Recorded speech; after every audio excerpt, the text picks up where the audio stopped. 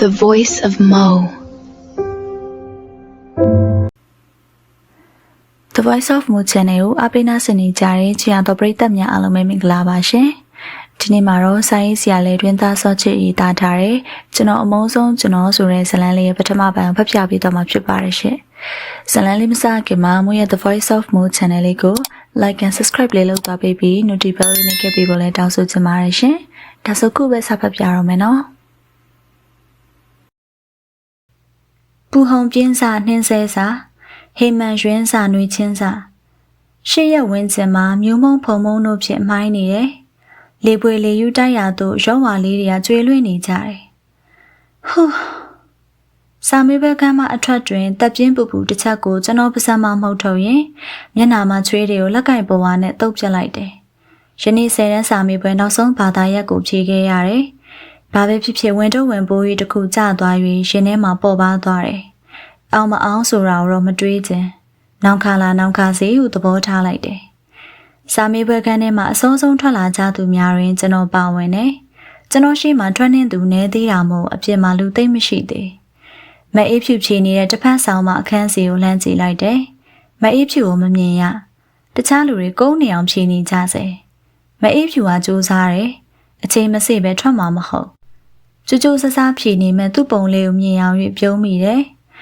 ကျောင်းအောက်ရောက်မှကျွန်တော်ထက်အရင်စောထွက်သူတချို့ကိုတွေ့ရတယ်။ဆရာတယောက်ကမေးခွန်းကန်၍ကျောင်းသားနှစ်ယောက်နဲ့စကားပြောနေတယ်။ဘဘညာညာအဖြေတိုက်ပြီးစစ်ဆေးနေကြဟန်တူပါတယ်။ကျွန်တော်ကတော့ဖြေခဲ့ပြီးမှပြင်ပြီးမရတော့တာကိုအမှားမှန်တိုက်မနေခြင်း။မှားသည်ဟုဆိုရင်စိတ်ညစ်ရအောင်မယ်။ကို့ဘာသာစူးစမ်းပြီးအကောင်းဆုံးဖြစ်အောင်ဖြေခဲ့ပြီးအောင်မိုးကြဘူးဆိုတာစာစစ်သူရဲ့တာဝန်သာဖြစ်တယ်လို့သဘောထားလိုက်တယ်။ကျွန်တော်မှထိုထပ်ပေါ်၍အရေးကြီးတဲ့စိတ်ဝင်စားစရာရှိနေတယ်။စာမေးပွဲပြီးရင်မအေးဖြူနဲ့တွေ့ရန်ချိန်ထားတယ်။ကျွန်တော်တို့နှစ်ဦးသဘောတူနေရသတ်မှတ်ထားပြီးသား။သို့တော့เจ้าမအတူထွက်၍မဖြစ်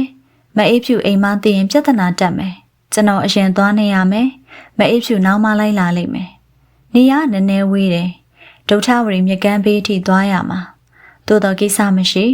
မလာခြင်းခရီးဝေးတော်လဲလာခြင်းအနည်းလေးဒီထက်ပိုပြီးလာချင်သွားချင်သောနေရာမရှိချစ်သူနဲ့တွေ့ရမယ့်နေရာကဘာပေါ်ရင်အလှဆုံးနေရာပူလွန်းလာတယ်ကိစ္စမရှိချစ်သူမျက်နှာလေးကိုတွေးလိုက်ယုံနဲ့တလောကလုံးအေးသွားမယ်။ तू ကစပိန်နဲ့လာမယ်ကျွန်တော်ကခတ်သွက်သွက်လေးရှောက်ရတယ်။မအေးဖြူထက်အရင်ရောက်ချင်တယ်။ချစ်သူလာမဲ့လမ်းစီကိုလှမ်းမြော်နေရတယ်။နွေနွေထွေထွေအရသာလေးကိုခံစားချင်တယ်။ရှောက်ပါပြီ။ဒုထဝရီမြကန်းဘေးမှာအေးမြတဲ့အိုရီစစ်ကလေးစိမ့်စိမ့်ညွညွအပင်နဲ့အုံဆိုင်ဝိုင်းပတ်ထားတဲ့အေးအေးဆိုင်လေးလှပတဲ့နေရာစိတ်ကူးရင်စရာနေရာကျွန်တော်ကဒီနေရာလေးကိုအချစ်ရွာလို့အမည်ပေးထားတယ်ဒုထဝရီမြစ်ကိုလှမ်းမြင်နိုင်တဲ့ဦးနှဲပင်အောက်မှာတီချာစပွဲလေးတွင်ကျွန်တော်ဝင်ထိုင်လိုက်တယ်မအိုပင်ဟုပြောကြတဲ့ဦးနှဲပင်ရဲ့အရှိတ်ကတိတ်တိတ်တဲတဲရှိလာတယ်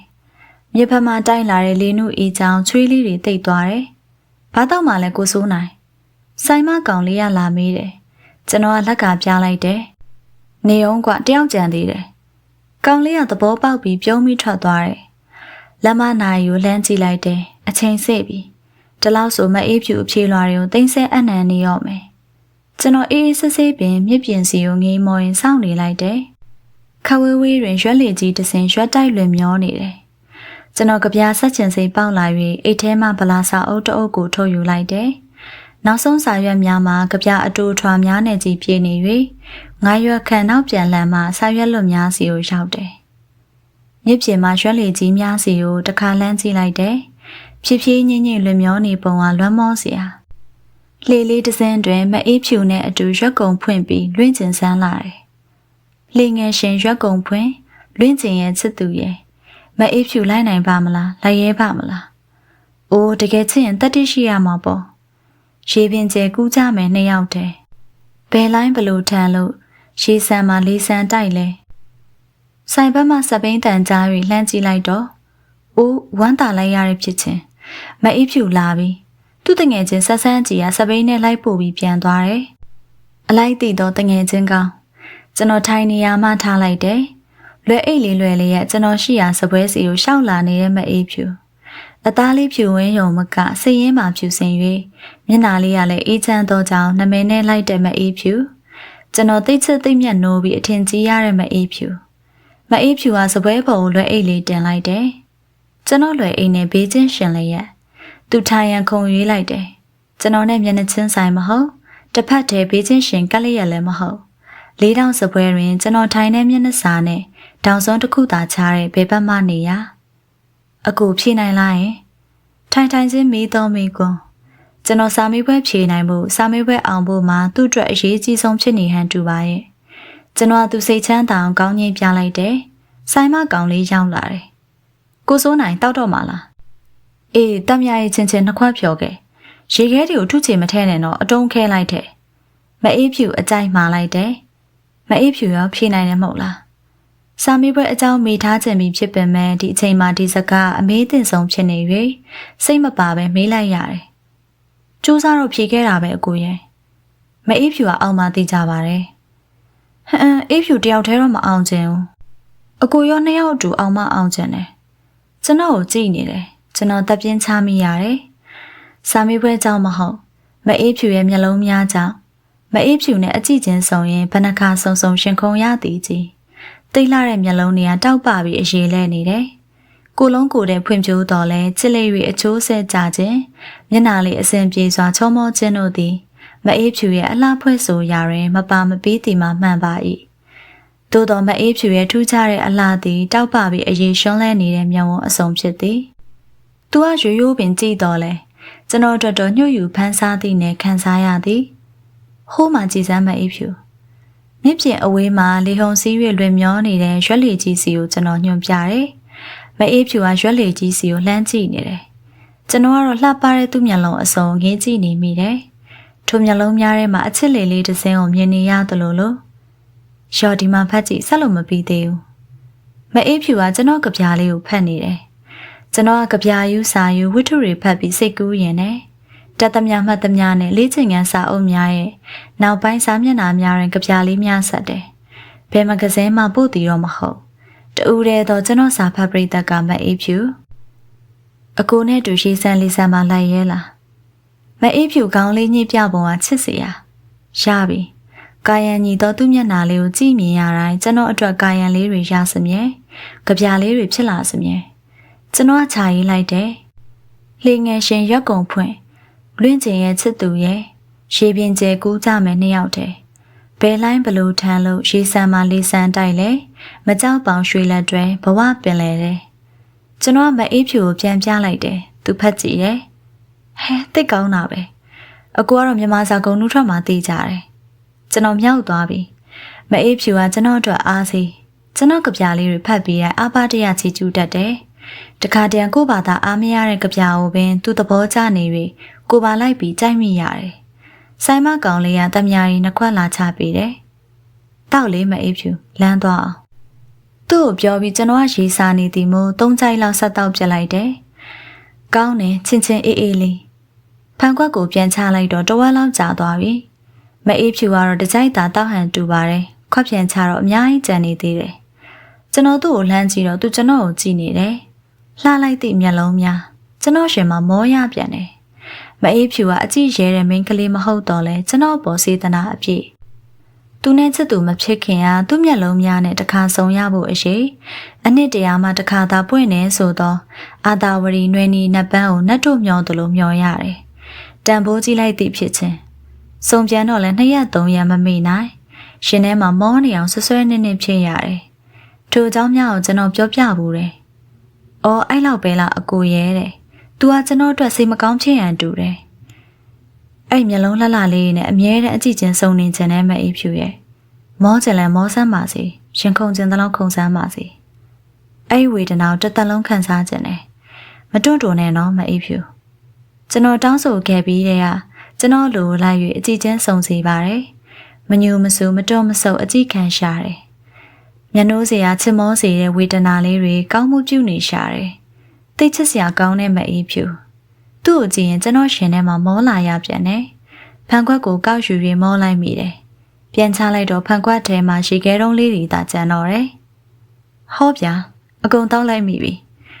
ဖြော်ရည်အေးတောက်ရင်ဖြည်းဖြည်းချင်းတောက်ရမယ်ဟိုမအေးဖြူတင်ထားတာကိုကျွန်တော်မေ့လျော်သွားတယ်ရပါတယ်ကိုရဲ့မအေးဖြူကသူ့ခွက်ထဲမှာတဝက်ခွဲပေးတယ်ဟမ်မယူချင်ဘူးမ မအေးဖြူတော့အဲ့ဒါအတူတူကောင်းတောက်မယ်မအေးဖြူကနမူနာပြသလိုသူ့ခွက်ကိုယူ၍ဖြည်းဖြည်းချင်းတကြိုက်တောက်ပြီးပြန်ချထားလိုက်တယ်ပြီးတော့ပန်းနူးရောင်မိမကင်လက်ကင်ပေါ်ဝါလေးနဲ့သူ့နှကန်းကိုတို့တုပ်လိုက်တယ်စီးမစိုးပဲနေပြေနူးဖက်နေတဲ့နှကန်းလေးကမျက်နှိုးချင်စရာမအေးဖြူကိုကြည့်ရင်ကျွန်တော်ရှင်ထဲမှာစိုးရိမ်စိတ်ကြီးစွာဖြစ်လာမိတယ်ဒီလောက်လှပြီးဒီလောက်စစ်စရာကောင်းတဲ့မအေးဖြူနဲ့သာဝေးရမယ်ဆိုရင်ငါယူမှာပဲရှေ့တူယူမှာမြစ်တစ်ဖက်ကန်းစီကိုကျွန်တော်လှမ်းကြည့်လိုက်တယ်ရဲရဲနေအောင်ပွင့်နေကြတဲ့ပေါက်ပင်လက်ပံပင်ကြီးများကိုနေရာတိုင်းမှာတွေ့ရတယ်မအေးဖြူဟိုမှာကြည့်လိုက်စမ်းမအေးဖြူကကျွန်တော်ညွန်ပြရအောင်လှမ်းကြည့်လိုက်တယ်ဒီဟာတည်းကသိလွှမ်းဖို့ကောင်းတာပဲမြုံမုံနေထပြီးရွှေဝါတွေကလည်းကျွေလို့လေပွေလေယူကလည်းတိုက်သေးတယ်ပေါက်ပွင့်လက်ပံပွင့်နေရလဲဘဲချစ်ချီနီးရဲနေရပဲဒီဟာတည်းအကိုသဘောလဲကြတယ်ရှင်ထဲမှာလည်းမခံတတ်ဘူးလွမ်းတလူလိုဆွေးတလူလိုအားငှက်တလူလိုနဲ့မအေးဖြူကလက်ပံပင်နီနီကြီးများအောင်ကြည့်နေရမှာကျွန်တော်ကိုပြန်ကြည့်တယ်မအေးဖြူရဲ့မျက်လုံးများနဲ့အကြည့်ချင်းစုံရပြန်တယ်။နွေရာသီရဲ့ရှူခင်းနေရမအေးဖြူရဲ့မျက်လုံးတွေနဲ့တူတယ်။ဘာဖြစ်လို့လဲ။မြင်လဲမြင်ကျင်နဲ့ရှင်လဲမောရတယ်။မအေးဖြူပြုံးနေအကိုသိပ်ပြောတတ်တာပဲ။ဒီလောကကြီးမှာအကိုအကြောက်ဆုံးတစ်ခုရှိရဲ့သိလား။မအေးဖြူကကျွန်တော်ကိုလှမ်းကြည့်တယ်။ဘာလဲဟုမေးတဲ့သဘော။မအေးဖြူနဲ့ဝေးရမှာအကိုအကြောက်ဆုံးပဲ။ဘာလို့ဝေးရမှာလဲအကိုရဲ့။ကဲအခုစာမေးပွဲပြီးပြီကျောင်းလဲပိတ်ပြီအကူကစကိုင်းရွာမှာနေတယ်မအေးဖြူကတရားဦးမျိုးပေါ်မှာနေတယ်ဒီနေ့တွေ့ပြီးရင်နောက်တစ်ခါဘယ်လိုလုပ်တွေ့ကြတော့မလဲဒီမျက်လုံးလှလှလေးတွေကိုပြန်မြင်ရဖို့ဘယ်လောက်တောင်စောင့်ရအောင်မလဲတရားဦးနဲ့စကိုင်းအင်းကဘယ်လောက်များဝေးလို့လဲအကူရဲ့စပိန်နဲ့လာလာမြက်လန်းနဲ့လာလာအနေလေးအော်လာတာတော့ဟုတ်တာပေါ့မအေးဖြူတို့အင်းကိုအကူကဘယ်လိုလုပ်လာရဲမလဲဆရာကိုကြောက်တယ်မအေးဖြူထံမှာချစ်စပွဲရည်တန်လေးထွက်လာတယ်မအေးဖြူရဲ့ဖခင်ဆရာကျော်ကအလဲတန်းပြဖြစ်တယ်။ကျွန်တော်တို့9တန်းအထိသင်ချသင်ခဲ့တဲ့ဆရာအသင်ပြကောင်းတဲ့လောက်မျက်နှာထားတင်းနေကျွန်တော်တို့ဆရာကိုယူလဲယူသေးတယ်ကြောက်လဲကြောက်တယ်။မရှိနဲ့ဗျတော်ကြကြမှငိုနေရမှာ။မအေးဖြူခန်းငင်းငယ်လေးတွေးသွားတယ်။ဆယ်တန်းစာမေးပွဲဆိုတာကိုလည်းကျွန်တော်မယုံခြင်းအထူးသဖြင့်ကျွန်တော်ကိုကျွန်တော်မယုံခြင်းကို့ဘာသာတော့ကြိုးစားဖြေခဲ့တာပဲ။သို့တော့အောင်မယ်မအောင်မယ်မပြောရဲ့စာမေးပွဲကိုကျွန်တော်တို့2ယောက်လုံးအောင်မလား2ယောက်လုံးကြမလားတယောက်အောင်ရင်တယောက်ကြမလားဘသူအောင်ရင်ဘသူကြမည်နည်းကျွန်တော်တို့အခုနေပြန်ဆုံနိုင်ဖို့အခွင့်အရေးရှိပါအောင်မလားကိတခွဲသည့်ထင်ရမှာတစ်သက်လုံးကွဲကွာသွားကြမည်လားထိုတွေးကကျွန်တော်ရှင်ကိုတုံလုံးစေတယ်ຫນွေဦးရဲ့လေယူးမွေချိန်မှာအချစ်ဦးအတွက်အချစ်ယူတော့ကပွေရပြီမအေးဖြူအကိုမအေးဖြူနဲ့အကိုမခွဲချင်ဘူးဘသူကခွဲခိုင်းလို့လဲအခုမအေးဖြူအင်းကိုဘယ်လိုပြောခဲ့လဲစာမေးပွဲပြင်တငယ်ချင်းနေနဲ့အင်းဝဘက်သွားလဲမယ်လို့ပြောခဲ့တယ်ဘယ်နှစ်နာရီအရောက်ပြန်ရမှာလဲ4နာရီအရောက်ပြန်ရမှာကျွန်တော်လက်မနာရီကိုကြည့်လိုက်တယ်ကဲအခုပဲ1နာရီကျော်နေပြီ3နာရီလောက်ဆိုရင်အကိုနဲ့မအေးဖြူခွဲရတော့မယ်အိုးအကိုကလည်းအဲ့လောက်တော့ခွဲနေရမှာပေါ့ပညာဆုံးလို့အလုပ်ရတော့အတူနေမှာပေါ့အဲ့လောက်ကြောင်အကိုမစောင့်နိုင်ဘူး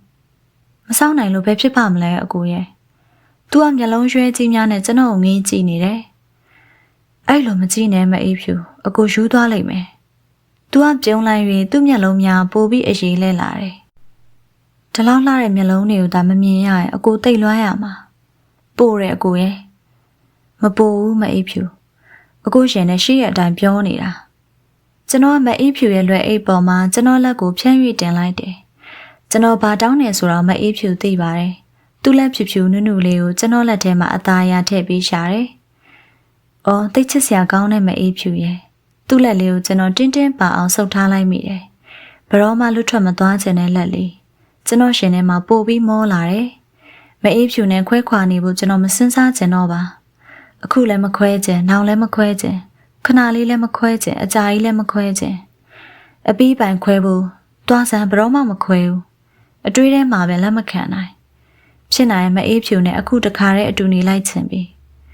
ဟုတ်တယ်ဤအခွင့်အရေးမျိုးနောက်ထပ်ရဖို့မလွယ်ကျွန်တော်ရှင်ထဲမှာဆုံးဖြတ်ချက်တစ်ခုကြောင့်ကျွန်တော်နှလုံးခုန်တန်တွေပုံမြည်ပြီးပုံမြန်လာတယ်ဆုပ်ထားတဲ့မအေးဖြူရဲ့လက်လေးကိုပိုပြီးတင်းကျပ်အောင်ဆုပ်ကင်လိုက်မိတယ်မအေးဖြူအကိုတို့တခါတည်းထွက်ပြေးကြဆိုလားအိုးမဖြစ်နိုင်တာ မအေးဖြူထိတ်လန့်သွားတယ်။မအေးဖြူကိုကြည့်ပြီးကျွန်တော်အားမရ။သို့တော့ဤများစွန့်စားရမယ့်ကိစ္စကိုသူလွယ်လွယ်နဲ့လက်ခံနိုင်မှာမဟုတ်ဆိုသည်မှာတဘာဝကြတယ်ဟုကျွန်တော်နားလည်လိုက်တယ်။ကျွန်တော်ကတော့နောက်တစ်ဆင့်ထပ်ပြီးပို၍ခိုင်မာစွာဆုံးဖြတ်လိုက်တယ်။ဖြစ်နိုင်ပါတယ်မအေးဖြူရဲ့။ဘာလို့မဖြစ်နိုင်ရမှာလဲ။မအေးဖြူအကိုကိုမချစ်ဘူးလား။မေးစရာလို့လားအကိုရဲ့။လိုရဲမအေးဖြူဒါအရေးကြီးတယ်ဖြေ။ထိတ်ချစ်ပါတယ်အကိုရဲ့။သူခေါင်းလေးငုံသွားတယ်။တိတ်အားရစရာကောင်းတဲ့အဖြေ။တိတ်ချင်တိတ်တက်တိရှိရမှာပေါ့မအေးဖြူ။တက်တိမရှိရင်တော့အကိုကိုတကယ်မချစ်လို့ပဲ။အချစ်စစ်အချစ်မှန်ဆိုတာဘာမဆိုစွန့်စားရတဲ့တက်တိကိုဖြစ်ပေါ်စေတယ်တဲ့။ညအမှောင်မှာပြင်လွင်တပါမသွားရတဲ့မင်းကလေးကလည်းအချစ်နဲ့ပတ်သက်လာရင်တုတ်တန်တစားပြင်ကိုတော့ဖြတ်ကျော်ဝွန့်နေတဲ့။ဘရင်သမီးတော်ကလည်းစောင်းအိုလူလင်နဲ့အတူတဝါကူထဲမှာအသက်ဆုံးဝင်တယ်။အချစ်နဲ့တွေ့ရဖို့ဆိုရင်ပင်လယ်ရေလက်ကြားကိုလည်းဖြတ်ကူးရဲတယ်တဲ့။တကယ်ချစ်တဲ့စစ်သူနှစ်ယောက်ရဲ့ကြားမှာအတားဆီးဆိုတာမရှိဘူး။မဖြစ်နိုင်ဘူးဆိုတာမရှိဘူး။ဘာမဆိုလုံးဝနဲ့ဘာမဆိုဖြစ်နိုင်တယ်။ကဲပြောမအေးဖြူ။အကိုနဲ့တူလိုက်ဖို့တတိမရှိဘူးလားမဖြစ်နိုင်ဘူးလား။ကျွန်တော်ဖတ်ဖူးသမျှကြားဖူးသမျှနဲ့ကြီးကျယ်အောင်ခိုင်မာအောင်အပိုင်ချီ၍ပြောလိုက်တယ်။ကျွန်တော်တကယ်ပြောနေခြင်းဖြစ်တာကိုမအေးဖြူနားလည်သွားတယ်။သူကဘာမှပြန်မပြော။ကျွန်တော်မျက်နှာကိုလည်းမကြည့်။သူရှိရှိဖန်ခွက်ထဲမှာရေခဲတုံးလေးတွေကိုငေးကြည့်နေတယ်။သူ့ရင်ထဲမှာသိစိတ်လှုပ်ရှားနေပြီလိမ့်မယ်။ကျွန်တော်စုပ်ကင်ထားတဲ့သူ့လက်လေးကသွေးတိုးနှုံးမြန်နေတယ်။ကျွန်တော်မအေးဖြူကိုတနာလိုက်မိတယ်။သို့တော်သိချစ်တယ်။ယနေ့သာအတူထွက်ပြေးကြရင်သူကျွန်တော်ဇနီးလေးဖြစ်ပြီ။ကျွန်တော်တို့ဘရောမှခွဲရတော့မှာမဟုတ်။အိုးသိချစ်ရတဲ့မအေးဖြူကိုကျွန်တော်ပိုင်ဆိုင်ခြင်းစမ်းလာတယ်။မျက်နှိုးပိုင်ပိုင်ချစ်ခွင့်ရခြင်းတယ်။အတူတကွနေခြင်းစမ်းလာတယ်။ကျွန်တော်ကောင်းထဲမှာမအေးဖြူကိုချစ်တာလွယ်ပြီးဘာမှမရှိ။မအေးဖြူနဲ့အတူနေခြင်းတရားလွယ်ပြီးဘာမှမရှိ။ရှေ့စကားဆက်ရန်အတွက်ကျွန်တော်တပ်ပြင်းတစ်ချက်ကိုမှုတ်ထုတ်လိုက်တယ်။အသေးချာစဉ်းစားစမ်းမှာမအေးဖြူရဲ့ဘဝဆိုတာဘာမှရေရတာမဟုတ်ဘူး။ဆယ်တန်းအောင်ဘွဲရအလုပ်ရမဖြစ်ခင်အကြောင်းမျိုးမျိုးကြောင့်မအေးဖြူနဲ့အကိုကွဲသွားနိုင်တယ်။အဲ့လိုကွဲသွားရင်ဆယ်တန်းအောင်တာရောဘွဲရတာရောအလုပ်ရတာရောတလောကလုံးမှာဘာလို့ပဲရရဘာမှတိတ်ပဲမရှိတော့ဘူး။မအေးဖြူရရင်တလောကလုံးရတာနဲ့အတူတူပဲ။ကျန်တာတွေဘာမှမရကြလဲနေပါစေ။မအေးဖြူနဲ့အတူနေရဖို့ဆိုရင်အကိုတော့ဘာမဆိုဆွန့်လို့ဝင်တယ်။မအေးဖြူအခုတခါတည်းကိုနဲ့လိုက်ခဲ့ပါနော်။အကိုတို့အတူပြေးကြရအောင်။အကိုမအေးဖြူနဲ့မခွဲနိုင်တော့ဘူးကွာ။မအေးဖြူခေါင်းကုန်းနေစေတုံးနီးပါဝေစိတ်ငြိမ်နေစေကျွန်တော်မအေးဖြူအားမရရုံမကမကြေမနက်ဖြစ်လာတယ်။မအေးဖြူပြောစမ်းမှာမအေးဖြူရဲ့တတိမရှိဘူးလားဟင်။ကျွန်တော်စုပ်ကင်ထားတဲ့သူ့လက်လေးကိုလှုပ်ရမ်း၍မီးမိတယ်။မအေးဖြူထံမှာဘာတမ်းမှထွက်မလား။ဘလို့လဲမအေးဖြူအကူနဲ့အတူအစင်းရမခံဝုံလားဟင်။မအေးဖြူကမဖြေ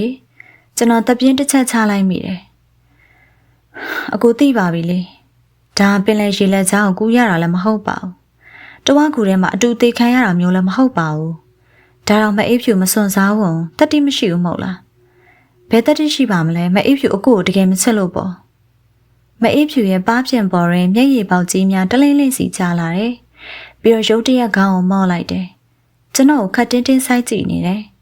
။အဲ့လိုတော့မပြောနဲ့အကူ။အေးဖြူမခံနိုင်ဘူး။အေးဖြူအကိုကိုတိတ်ချစ်တယ်။တတိလည်းတိတ်ရှိတယ်။အေးဖြူတော့ဘာမှဆုံးလို့ရမှာဝင်လေလို့မဟုတ်ဘူး။အေးဖြူကြောက်တာတခုပဲရှိတယ်။အကိုစင်းရဲမှာအကိုလူတွေအထင်သေးမှာပြောဆိုကြမှာ။အိုးအဲ့ဒါတွေအကိုအကုန်ခံဝတ်နေ။အကိုမခံဝတ်တာတခုပဲရှိတယ်။မအေးဖြူနဲ့ခွဲရမှာ။လာအကိုအခုသွားမယ်အချိန်မရှိဘူး။မအေးဖြူကထိုင်ရနေရုတ်တရက်ထားလိုက်တယ်။ဘာတကယ်မအေးဖြူတကယ်ပြောတာလား။ကျွန်တော်မယုံနိုင်အောင်အံ့ဩသွားမိတယ်။တကယ်ပြောတာပေါ့ဘာလဲ။အကိုတတိမရှိတော့ဘူးလား။အိုးသိရှိလာသွားမယ်။ကျွန်တော်ထိုင်နေရနေထားလိုက်တယ်။စပွဲပေါ်မှာတက်မြားရီတဝက်စီနဲ့ဖန်ခွက်နှစ်ခွက်။မအေးဖြူပြောထားတဲ့စကားကိုတတိယ၍ကျွန်တော်ကဖန်ခွက်ကိုကောက်ယူပြီးတစ်ခွက်ကိုမအေးဖြူထံကမ်းပေးလိုက်တယ်။ကဲပြိုင်သူကိုအောင်တောက်မယ်။နှစ်ယောက်ပြိုင်သူမောချလိုက်ကြတယ်။ရှင်ထဲမှာအေးမြသွားတယ်။အေးဆိုင်မှာထွက်လာသည့်အထိကျွန်တော်ဘာလို့ရမှန်းမသိသေး။ဘယ်သွားရမယ်ကိုမစင်စားရသေး။မအေးဖြူကတော့ဆုံးဖြတ်ချက်ချပြီးသည့်အချိန်မှစ၍တကယ်ပကတိတည်ငြိမ်နေကျွန်တော်ခေါ်ချင်အောင်ခေါ်သွားချင်အောင်သွားစိတ်ချယုံကြည်စွာလိုက်ပါတော့မယ်ဆိုတဲ့သဘောကျွန်တော်ခေါင်းထဲမှာတော့ကွန်ပျူတာတွေအပြည့်အလွှားလှုပ်ရှားနေကြတယ် အစရေကကြိုတင်ကြံစီရွေထားချက်မဟုတ်၍ဘာမှစီစဉ်မရှိအေးဆိုင်မှာတက်မြားရင်နှစ်ခွက်ပိုပေးပြီးငွေရလည်းအိတ်ထဲမှာတစ်ချက်သာကျန်တော့တယ်ဘလို့လို့ရမင်းနီဘယ်ကိုသွားရမင်းနီရုတ်တရက်ကိုတောင်းမြင့်ကိုတတိယလိုက်တယ်ဟာဟုတ်ပြီတိတ်ကောင်းတဲ့ငါကောင်းတဲ့ကွန်ပျူတာတွေကိုတောင်းမြင့်ဆိုဒီမှာတရားဦးမျိုးပေါ်ရင်နေသည်စကားအင်းရွာသားမြင်းလဲမောင်းသမားကိုရန်ထီကျောင်းနေဘူးတယ်စာသိဖက်၍ကျွန်တော်လိုစာယူကြပြယူကျွန်တော်ထက်9နှစ်ကြီးတော်လဲစာကြောင်းကြပြကြောင်းညင်းရင်တငယ်ချင်းလိုချစ်ခင်သူလာမအိပ်ဖြူအကိုတို့ကိုတောင်းမြင့်အိမ်ုံသွားကြမယ်ဒီချိန်ဆိုရင်နေဘူးလို့သူမြင်းလဲနားတဲ့အချိန်အိမ်မှာပဲရှိမယ်မအိပ်ဖြူကကျွန်တော်နောက်မှလိုက်ပါလာခဲ့တယ်ကိုတောင်းမြင့်အိမ်ရောက်တော့မြင်းနဲ့မြင်းလဲကိုတွေ့ရ၍ကျွန်တော်ဝမ်းသာသွားတယ်ပြို့ကိုတောင်းမြင့်ဟေးကိုတောင်းမြင့်အိမ်ထဲကထွက်လာတယ်နောင်နာခက်လန်းလန်းမှာရက်ကြံနေရတဲ့မအေးဖြူကိုလှမ်းကြည့်ပြီးသူမျက်လုံးပြူးသွားတယ်ဟာဟေးမောင်ဆိုမင်းကောင်မလေးကချောလာပြီလားကိုတောင်းမြင့်ကကျွန်တော်နားကပ်၍တူတူပြောတယ်နေအောင်ခမသွားငမ်းမနေနဲ့ဓာတ်နဲ့ထိုးခံရမယ်ကျွန်တော်အကျိုးအကြောင်းပြောပြတော့ကိုတောင်းမြင့်ခေါင်းတညိမ့်ညိမ့်နဲ့နားထောင်နေတယ်သူမျက်နှာကြီးကပြုံးဖြစ်ဖြစ်အေးစိတ်ချငါလှည့်ပြင်လိုက်အောင်မယ်မင်းတို့အိမ်ထဲမှာခဏဝင်ပြီးစောင့်အိမ်ထဲမဝင်ကြုံပြသူတမျိုးထင်နေလိမ့်မယ်ဟာမင်းကတော့လုံမယ်ခိုးထွက်ပြေးလာပြီးမှတမျိုးထင်မှစိုးရတယ်လို့ဒါဆိုလဲအပြင်ရပဲကိုပြစ်ပေါ်မှာထိုင်ဆောင်ကိုတောင်းမြင့်ကလှုပ်เสียရှိသမျှပြင်เสียရှိသမျှကိုမြန်မြန်တွတ်တွတ်ပြင်ဆင်နေတယ်သူကြည့်ရသည်မှာတက်ကြွနေဟန်တူတယ်ခဏနဲ့မြင်းလဲပြင်ပြီးဖြစ်သွားတယ်ကဲမြင်းလဲပေါ်တက်ကြကျွန်တော်တို့နှစ်ယောက်မြင်းလဲပေါ်တက်ကြတယ်ထိုင်ကုန်တွင်မျက်နှာချင်းဆိုင်ထိုင်ကြတယ်ကိုတောင်းမြင့်ကကျွန်တော်တို့နှစ်ယောက်ကိုကျွန်တော်ဘာရှိရာပြုကန်ရွာကိုမြင်းလဲနဲ့ပို့မယ်မြို့ထဲမှာမြင်းလဲမောင်းနေစဉ်ကျွန်တော်ရောမအေးဖြူပါခေါင်းငုံထားကြတယ်ဘေးကိုလုံးဝမကြည့်ဝန်းအတိများနဲ့တွေ့ပြီးအစီအစဉ်ပြတ်မှာဆို၍ရင်ခုန်နေမိကြတယ်ကျွန်တော်တို့ဖြစ်ကိုရိမ့်မိတဲ့ကိုတောင်းမြင့်ကလမ်းမကြီးများကိုရှောင်၍လမ်းငယ်များမှမောင်းတယ်ကြားဖို့တန်တရွှမ်းရွှမ်းပေး၍မြင်းမာလေးကိုမြ мян ပြေးခိုင်းနေတယ်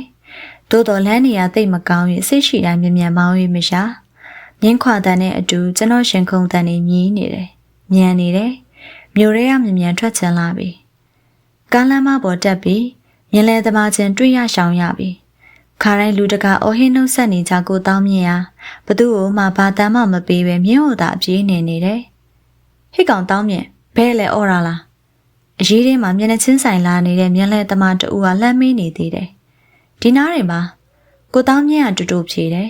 ဟာဟာဈေးကောင်းရအောင်တောင်း၍အခွင့်ကောင်းထင်၍ဈေးကောင်းကောင်းတောင်းကျင်သူဟာအကြံကောင်းပေးရင်နောက်ပြောင်သွားသေးတယ်ခွေးကောင်ရှာရှည်လိုက်တာကိုတောင်းမြင့်ကမကြေမနက်ဆဲလိုက်တယ်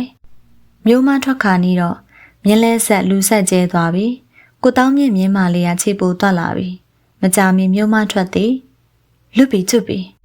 ကျွန်တော်ရှင်ထဲမှာဝမ်းမြောက်ဝမ်းသာကြွေးကြော်မိနေတယ်ခေါင်းကိုမောလိုက်တယ်ခေါင်းငုပ်ထားစရာမလိုတော့ဝမ်းသာကြည်နူးစိတ်နဲ့မအေးဖြူရဲ့လက်လေးနှစ်ဖက်ကိုလှမ်းယူဆုပ်ကင်ထားလိုက်တယ်မအေးဖြူကရှေ့မကိုတောင်းမြင့်ကိုလှမ်းကြည့်လိုက်တယ်ကိုတောင်းမြင့်ကကျွန်တော်တို့ကိုကြောပေးပြီးမြင်းမလေးကိုအတော့နေနေတယ်ကျွန်တော်ကိုတောင်းမြင့်ကိုနောက်ဖက်မှနေပြီးမျက်စိတစ်ဖက်မိတ်ပြလိုက်တယ်ဘာမှမသိမမြင်ချောင်းထင်ရှားအောင်ပြောင်ပြလိုက်ခြင်းဖြစ်တယ်မအေးဖြူရည်ချင်းစိတ်ကိုထိန်းချုပ်၍ပြုံးတယ်လာလိုက်တဲ့မျက်နှာလေးအခုချိန်ရစပြီးသူ့ကိုငါပိုင်ရပြီသူ့လက်လေးနှစ်ဖက်ကိုကျွန်တော်ပိုး၍တင်းတင်းဆုံလိုက်တယ်လက်များမတစ်ဆင့်နှစ်ယောက်စလုံးနှစ်ကိုယ်လုံးတို့လျှက်စစ်တက်များအပြန်အလှန်ကူးပြောင်းစီးဆင်းသွားကြသလိုခံစားရတယ်ကျင်းနဲ့စရာကြီးနူးစရာကျွန်တော်ရှင်ထဲမှာပျော်လိုက်သည့်ဖြစ်ခြင်းတလောကလုံးမြင်မြင်သမျှအကုန်လှနေတယ်မြင်းလဲဆောင်တည်ပင်ပျော်စရာလေပွေလေယူတွေတိုက်လိုက်စမ်းမကျေနပ်သေးရင်လေမုံတိုင်းမှာလာခဲ့ချစ်သူနဲ့အတူဆိုရင်တက်တိတွေကအပြည့်ရော့ဝါတွေကျွေးလိုက်စမ်းမြင်ဘူးသမျှရှူကင်းတွေထဲမှာဒီနှစ်ຫນွေရှူကင်းကအလှဆုံးချစ်သူနဲ့ရှင်မြေအပြင်သည်ဝေဟင်ပုံဖြားတို့တကားဆိုသလိုပဲမအေးဖြူဟိုမှကြည့်လိုက်စမ်းပေါက်ပင်နေပွင့်နေလိုက်တာနေရဲလို့တိတ်လာတာပဲနော်မအေးဖြူကလှမ်းကြည့်ပြီးခေါင်းကြီးပြတယ်မြင်းလဲမောင်းနေတဲ့ကိုတောင်းမြင့်ကပြုံးဖြည်းဖြည်းကြီးလုံနေတယ်မျက်နှာပိုးမသေးတော့မျက်နှာကြီးကိုကျွန်တော်နေရာမှာဘေးတိုက်မြင်နေရတယ်ရည်ချင်းစိတ်ကိုထိန်းချုပ်ထားရပုံကျွန်တော်သိပါတယ်ပေါက်ပင်နေရဲတာများအဆမ်းမလို့ကွာဟုသူ့ရင်ထဲပြောနေပါလိမ့်မယ်ပြေးလိုက်စမ်းသမီးရဲ့ပေါက်ပင်တွေကိုငေးမနေနဲ့ကိုတောင်းမြင့်မြင်းမောင်းပုံကြားရ၍မအေးဖြူတခစ်ခစ်ရှိနေတယ် ကျွန်တော်ကိုတောင်းမြင့်ကြောကိုအုံကနေနေအောင်ထုလိုက်တယ်ကိုတောင်းမြင့်တဟီးဟီးရှိနေတယ်တသက်လုံးမမေ့နိုင်တဲ့အချစ်ပျော်ခရီးလေးဇရက်တန်ဆူဆူညံ့ညံ့ကြားရ၍ရှေ့စီကိုလှမ်းကြည့်လိုက်တယ်လမ်းဘေးတွင်ပင်လုံးကျုပ်ပွင့်နေတဲ့လက်ပံပင်မအေးဖြူဟိုမှကြည့်လိုက်စမ်းလက်ပံပင်ပွင့်နေရလှလိုက်တာဟိုမှာအောက်ကမြက်ခင်းပေါ်မှာလည်းအပွင့်နေကြွေထားလိုက်တာရဲရဲနေရပဲမအေးဖြူလက်ပံပွင့်နေကိုလှမ်းကြည့်တယ်ဟုတ်ပါရဲ့လှလိုက်တာမအေးဖြူပါသဘောကျနေပြီကိုတောင်းမြင်အဲ့အပင်အောက်ရမျက်လန်းခဏရက်ပေးပါနော်ဘာလို့မလို့လဲကွာလက်ပံပွင့်ကောင်းမှာပေါ့ဗျဘာကြီးတို့အိမ်ကြတော့လက်ပံကောင်းချင်ရင်ကြိုရတာပေါ့မင်းပါကြီးအိမ်မှာလက်ပံကောင်းကြောက်တယ်အများကြီးရှိမှာပါကွာအေးလေဒါမဲ့ကောက်ချင်လဲကောက်ကြပေါ့ပြောတာပေါ့ကိုတောင်းမြင့်ရှိပုံကြီးကနည်းနည်းပင်ရှက်သွားမိတယ်လက်ပံပင်အောက်ရောက်တော့ကိုတောင်းမြင့်ကမျက်လဲကိုရှက်လိုက်တယ်မအေးဖြူနဲ့ကျွန်တော်မျက်လဲပေါ်မှာဆင်းပြီးလက်ပံပွင့်နေနေတွေကိုအပြေးလွှားကောက်ကြတယ်လက်ပံပင်ပေါ်ရင်ဇေယျတန်များဆူညံနေတယ်တကိုင်းမှတကိုင်းကူ၍လက်ပံပွင့်ရဲ့အရာတာကိုသူ့ထက်ငါလူရက်ကခံစားနေကြတယ်သူတို့ရဲ့လှုပ်ရှားမှုကြောင့်လက်ပံပွင့်တို့ကတဖြုတ်ဖြုတ်ကျွေနေကြတယ်ကောက်၍ပင်မနိုင်မအေးဖြူရောကျွန်တော်ပါအများကြီးရမှမျက်လဲပေါ်ပြန်တက်ကြတယ်ဒီကောင်မိမခိုးလာတာလက်ပံပွင့်နေချက်ကျွေးမလို့ထင်တယ်မဟုတ်ပါဘူးဗျခမရကလည်းပျော်လို့ကောက်တာပါဒါနဲ့မောင်ဆိုမင်းလောက်တာငါနေရင်ထိုင်လူဆိုးဖြစ်သွားပြီသိလားဘာဖြစ်လို့လဲဗျဟိုတော့ကတချင်းရှိရလေကွာမမလေးယူခိုးမယ်လို့လူဆိုးတွေနဲ့မောင်တိုင်ပင်မန်းရှိတောင်ညောင်ပင်စီမြင်းကိုစီပြင်းတဲ့မင်းကညောင်ပင်အောက်မှာမဟုတ်တောင်လက်ပံပင်အောက်မှာဖြစ်ဖြစ်တိုင်ပင်ဖို့ကောင်းတယ်အခုတော့ဘာမှကြိုမပြောလို့ငါမြင်းမလေးအောင်ဝအောင်မကြွေးခဲ့ရအောင်ကိုတောင်းမြင့်ရပြေးနေတဲ့သူ့မြင်းမလေးကိုထိန်ကျိုးတည်ပြားဖြင့်ဗျံခနဲမြေအောင်ခတ်ပေးလိုက်တယ်ဒါမဲ့ခမားမြင့်မဒီနေ့ခါတိုင်းထပ်ပိုပြေးနေသလိုပဲဗျအေးပေါ်ကွာသူလည်းပြောလို့နေမှာပေါ့ကျွန်တော်ရောမအေးဖြူပါကိုတောင်းမြင့်နဲ့အတူလိုက်ရည်မိကြတယ်ယနေ့ကိုတောင်းမြင့်ရောကျွန်တော်ပါဥရွှင်ပြီးနှုတ်သွက်နေကြတယ်ရည်စရာရှိရင်တော့၃ယောက်လုံးသို့တော်မအေးဖြူကပြုံးယုံနဲ့ချစ်စပွဲအတန်လေးဖြစ်ပေါ်ယုံမြတာကျွန်တော်တို့နှစ်ယောက်ကတော့ဝလုံးကွယ်အညာနေရချစ်ချစ်တောက်ပူ၍လေပူတွေတိုက်နေတယ်မအေးဖြူကသူ့လက်ထဲမှာပန်းနုရောင်လက်ကင်ပေါ်ဝါလေးကိုကျွန်တော်ထန်လှမ်းပေးတယ်နှစ်ဖူးမှချွေးမြောက်တုတ်ရန်ဖြစ်တယ်လက်ကင်ပေါ်ဝါအစ်စ်လေးလှလှလေးမတုတ်ချင်ဘူးပြေးသွားမှာပေါ့ပြေးပါစေပေါ့တုတ်လိုက်ပါသူ့စေတနာကိုလေးစား၍သူ့ကျေနပ်အောင်ချွေးဆုပ်ယုံဖိပြီးတုတ်လိုက်တယ်ဒီကောင်လက်ကင်ပေါ်ဝါကြားမှာပြေးမှာစိုးနေတယ်ကိုတောင်းမြင့်ပြောပုံကအတိတ်ပဲနဲ့မို့ကျွန်တော်သူ့ဘေးကိုတထောင်ချင်းဖိလိုက်တယ်အာနားရဲဟာကိုတောင်းမြင့်ဦးမျိုးနေတယ်တဲချောင်းတစ်ခုကိုကြော်ပြီးတဲ့အခါမြင်းလဲရထန်းတော်တစ်ခုကိုဖျက်ရတယ်ထန်းတော်ရင်ထန်းလက်မိုးတဲလေးတစ်ခုကိုတွေ့ရတယ်ကိုတောင်းမြင့်ဟိုရှိရတဲနာကြလို့ရှင်ခဏရက်စမ်းပါဗျာဘာလို့မလို့လဲကွာရေစာလို့ဗျရေတောင်းတောက်ချင်လို့အေးမင်းကတော့တော်တော်အကုန်ကြများအောင်လုပ်တဲ့ကောင်ပဲမအေးဖြူကပြုံးတယ်ကိုတောင်းမြင့်မြင်းလဲကိုရက်လိုက်တယ်မအေးဖြူနဲ့ကျွန်တော်တဲစီကိုရှောက်သွားတယ်တဲရှိမှာရှော်တက်နေတဲ့အတော်ကြီးတရားအတော်ကြီးကျွန်တော်တို့ရေတောက်ချင်လို့ပါအေးတောက်ကြတဲရှိမှာရှေဦးစင်စကိုင်းအိုးလေးရစိမ့်ဆူနေ၍တောက်ချင်စီရာအုံမခွက်ကလည်းရေညှိစိမ့်စိမ့်လေးများဆို၍မြင်ရသည်နဲ့ပင်ရှင်မအေးတယ်မအေးဖြူကရေတမုတ်ခတ်ပြီးကျွန်တော်ကိုပေးတယ်အော်ငါ့ကိုအိမ်ဦးနဲ့လင်ယောက်ျားဖြစ်နေအခုရေရရှိုးသေးတဲ့သဘောကျွန်တော်ကို့ဘာသာစိတ်ထဲမှာတွေးပြီးကြည်နူးတယ်ဘဝင်ပြင်းကျင်တယ်လို့ဖြစ်မိတယ်ရေကိုတမုတ်လုံးကိုအောင်မတောက်ပဲတမင်တဝက်ချန်ပြီးမအေးဖြူကိုပေးလိုက်တယ်မအေးဖြူကကျွန်တော်တောက်ပြီးကြမ်းတဲ့ရေကိုတုံမဖြစ်ပဲအကုန်တောက်လိုက်တယ်အိုးချစ်စရာကောင်းတဲ့မအေးဖြူရဲ့ရှင်ထဲမှာထိုက်တန်စွာခံစားလိုက်ရတဲ့ချစ်ဝေဒနာလေးမအေးဖြူကမဝသေး၍ထင်ပါရဲ့နောက်တမုတ်ခတ်ပြီးထပ်တောက်တယ်ပြီးတော့တဝက်ချန်၍ကျွန်တော်ကိုပြန်ပေးတယ်ကျွန်တော်မအေးဖြူကိုပြုံးပြပြီးအကုန်လုံးကိုအောင်တောက်လိုက်တယ်ငွေတပြားမှမကုန်တော့လဲတန်ဖိုးကြီးရဲ့ရှည်နှမုတ်မမေ့နိုင်တော့ရှည်နှမုတ်ရှည်တောက်ပြီးတော့ကျွန်တော်ကမအေးဖြူကိုလက်တို့၍မျက်လဲစီကိုပြလိုက်တယ်ကိုတောင်းမြင့်သူ့မြင်းမလေးကိုရေပုံးနဲ့ရေတိုက်နေတယ်ဟိုမလေးသူတို့ကလည်းချစ်နေလိုက်ကြတာမအေးဖြူကျွန်တော်လက်ကိုဆွဲစိတ်ပြီးတခက်ခက်ရီနေတယ်ဟေးရီမနေကြနဲ့ကွာလာကြခရီးဆက်မယ်ကျွန်တော်တို့မြင်းလဲပေါ်ကိုတက်ပြီးခရီးဆက်ကြတယ်ထန်းတော်ကိုလွန်ပြီးရွာလေးတရွာပြီးမှဖြတ်ရရင်အကျော်ဆိုင်တဆန်ကိုတွေ့တယ်ကြော်နေတဲ့ညော်နှန်းကြောင့်ကျွန်တော်ဘိုက်ကစားလာတယ်ကျွန်တော်အကျော်စားခြင်းနဲ့မအေးဖြူကလည်းစားနေရှာလိုက်မယ်စာမီပွဲပြီးတဲ့အခါတမယာရီတစ်ခွက်သာတောင်းရသေးတယ်မအေးဖြူကိုလည်းကြွေးခြင်းတယ်တိုးတော့ကျွန်တော်အိတ်ထောင်ထဲမှာငွေတစ်ချက်သာရှိတယ်ကိုတောင်းမြင်ပတ်စံဘလောက်ပါလဲဗျအ အခုတော့ပတ်စံမရှိသေးဘူးလေဒါမဲ့မင်းစီကမြင်းလဲကားရမှာပဲဟာဗျာလုံးမနေစမ်းပါနဲ့ခမရောက်အိမ်မာတွေကပတ်စံယူခဲ့ပါလို့ပြောထားတာပဲကောင်းကွာမင်းကငါကလည်းမြင်းလဲနဲ့လိုက်ပိုးရသေးတယ်ပတ်စံကလည်းပေးရအောင်မယ်တဲကောင်းကျုပ်တို့ကအစီအစဉ်မရှိဘဲနဲ့ရုတ်တရက်ပြေးလာရတာဗျခမရပတ်စံနောက်တော့ပြန်ပေးမှာပေါ့အလကားပြောတာပါကွာနောက်လဲပြန်ပေးကြမလို့ပါဘူးဒါမျိုးဆိုရင်ငါကလည်းသိတ်ကူညီချင်တာဝါသနာပါရဲကွာမင်းကလည်းတော်တော်ကန်ကောင်းတဲ့ကောင်မနက်ကအော်ရာနှခေါက်ရတာတဲ့ရော့အဲ့ဒါငါလက်ဖွဲ့တာကိုတောင်းမြင့်ကသူ့ပစိုးကပိုက်ထဲကလိတ်ထည့်ထားတဲ့ငွေ90ဦးထုတ်ပေးတယ်ကျွန်တော်ကျေးဇူးတင်တဲ့မျက်လုံးနေနဲ့ကိုတောင်းမြင့်ကိုလှမ်းကြည့်ပြီးငွေ90ဦးယူလိုက်တယ်နှုတ်မှာတော့ကျေးဇူးတင်ကြောင်းမပြောလိုက်ပါပြောရင်လည်းသူကြိုက်မှာမဟုတ်အကျော်ဆိုင်မှာမြင်းလဲရက်ပြီးကျွန်တော်တို့အကျော်စားကြတယ်စားစားနဲ့စား၍ကောင်းလာတယ်မအေးဖြူလဲစားနေရှာဟန်တူပါတယ်ရှက်ရွံ့ခြင်းမရှိပဲကျွန်တော်တို့နှစ်ယောက်နဲ့အတူစားနေ၍ကျွန်တော်ဝမ်းသာမိတယ်ကျွန်တော်ဘဝမှာမမေ့နိုင်တဲ့အကျော်ဆိုင်လေးတလန်းလုံးစိုးရိမ်စရာမရှိပဲကြည်နူးစရာပျော်စရာလေးများကြီးကြုံတွေ့နေရ၍ကျွန်တော်စိတ်ထဲမှာမိမခိုးလာတယ်ဟုမထင်ပြားရည်စံခရီးထွက်နေတယ်ဟုထင်မိတယ်။အော်အချစ်လားပြည့်ဝန်းကြီးပေါ်မှာအချစ်ပြားရည်လေးများဆန်းထားတယ်မမေ့နိုင်တဲ့ခရီးစဉ်လေးရွာဘေးတွင်ရေဖွဖွေးနဲ့ပြူကန်၏ထိုကန်၏ကိုအစွဲပြူ၍ပြူကန်ရွာကျွန်တော်ညွန်ပြတဲ့ခြံဝန်းတစ်ခုအတွင်ကိုတောင်းမြင့်ရမြင်းလဲကိုမောင်းဝင်လိုက်တယ်ကျွန်တော်တို့မြင်းလဲပေါ်မှာဆင်းကြတော့ဘာကြီးမိသားစုကတအံ့တော်ဖြစ်နေကြတယ်ကျွန်တော်ဘာကြီးစီသွားပြီးအကျိုးအကြောင်းခတ်တူတူပြောပြတယ်စိတ်ထဲကတော့မအေးဖြူရှိမှဘာကြီးကစူပြောနေမလားစိုးရိမ်မိတယ်သို့တော်ငယ်ရမှကြီးလာခဲ့တော့ဘာကြီးကနားလည်မှုရှိပါ၏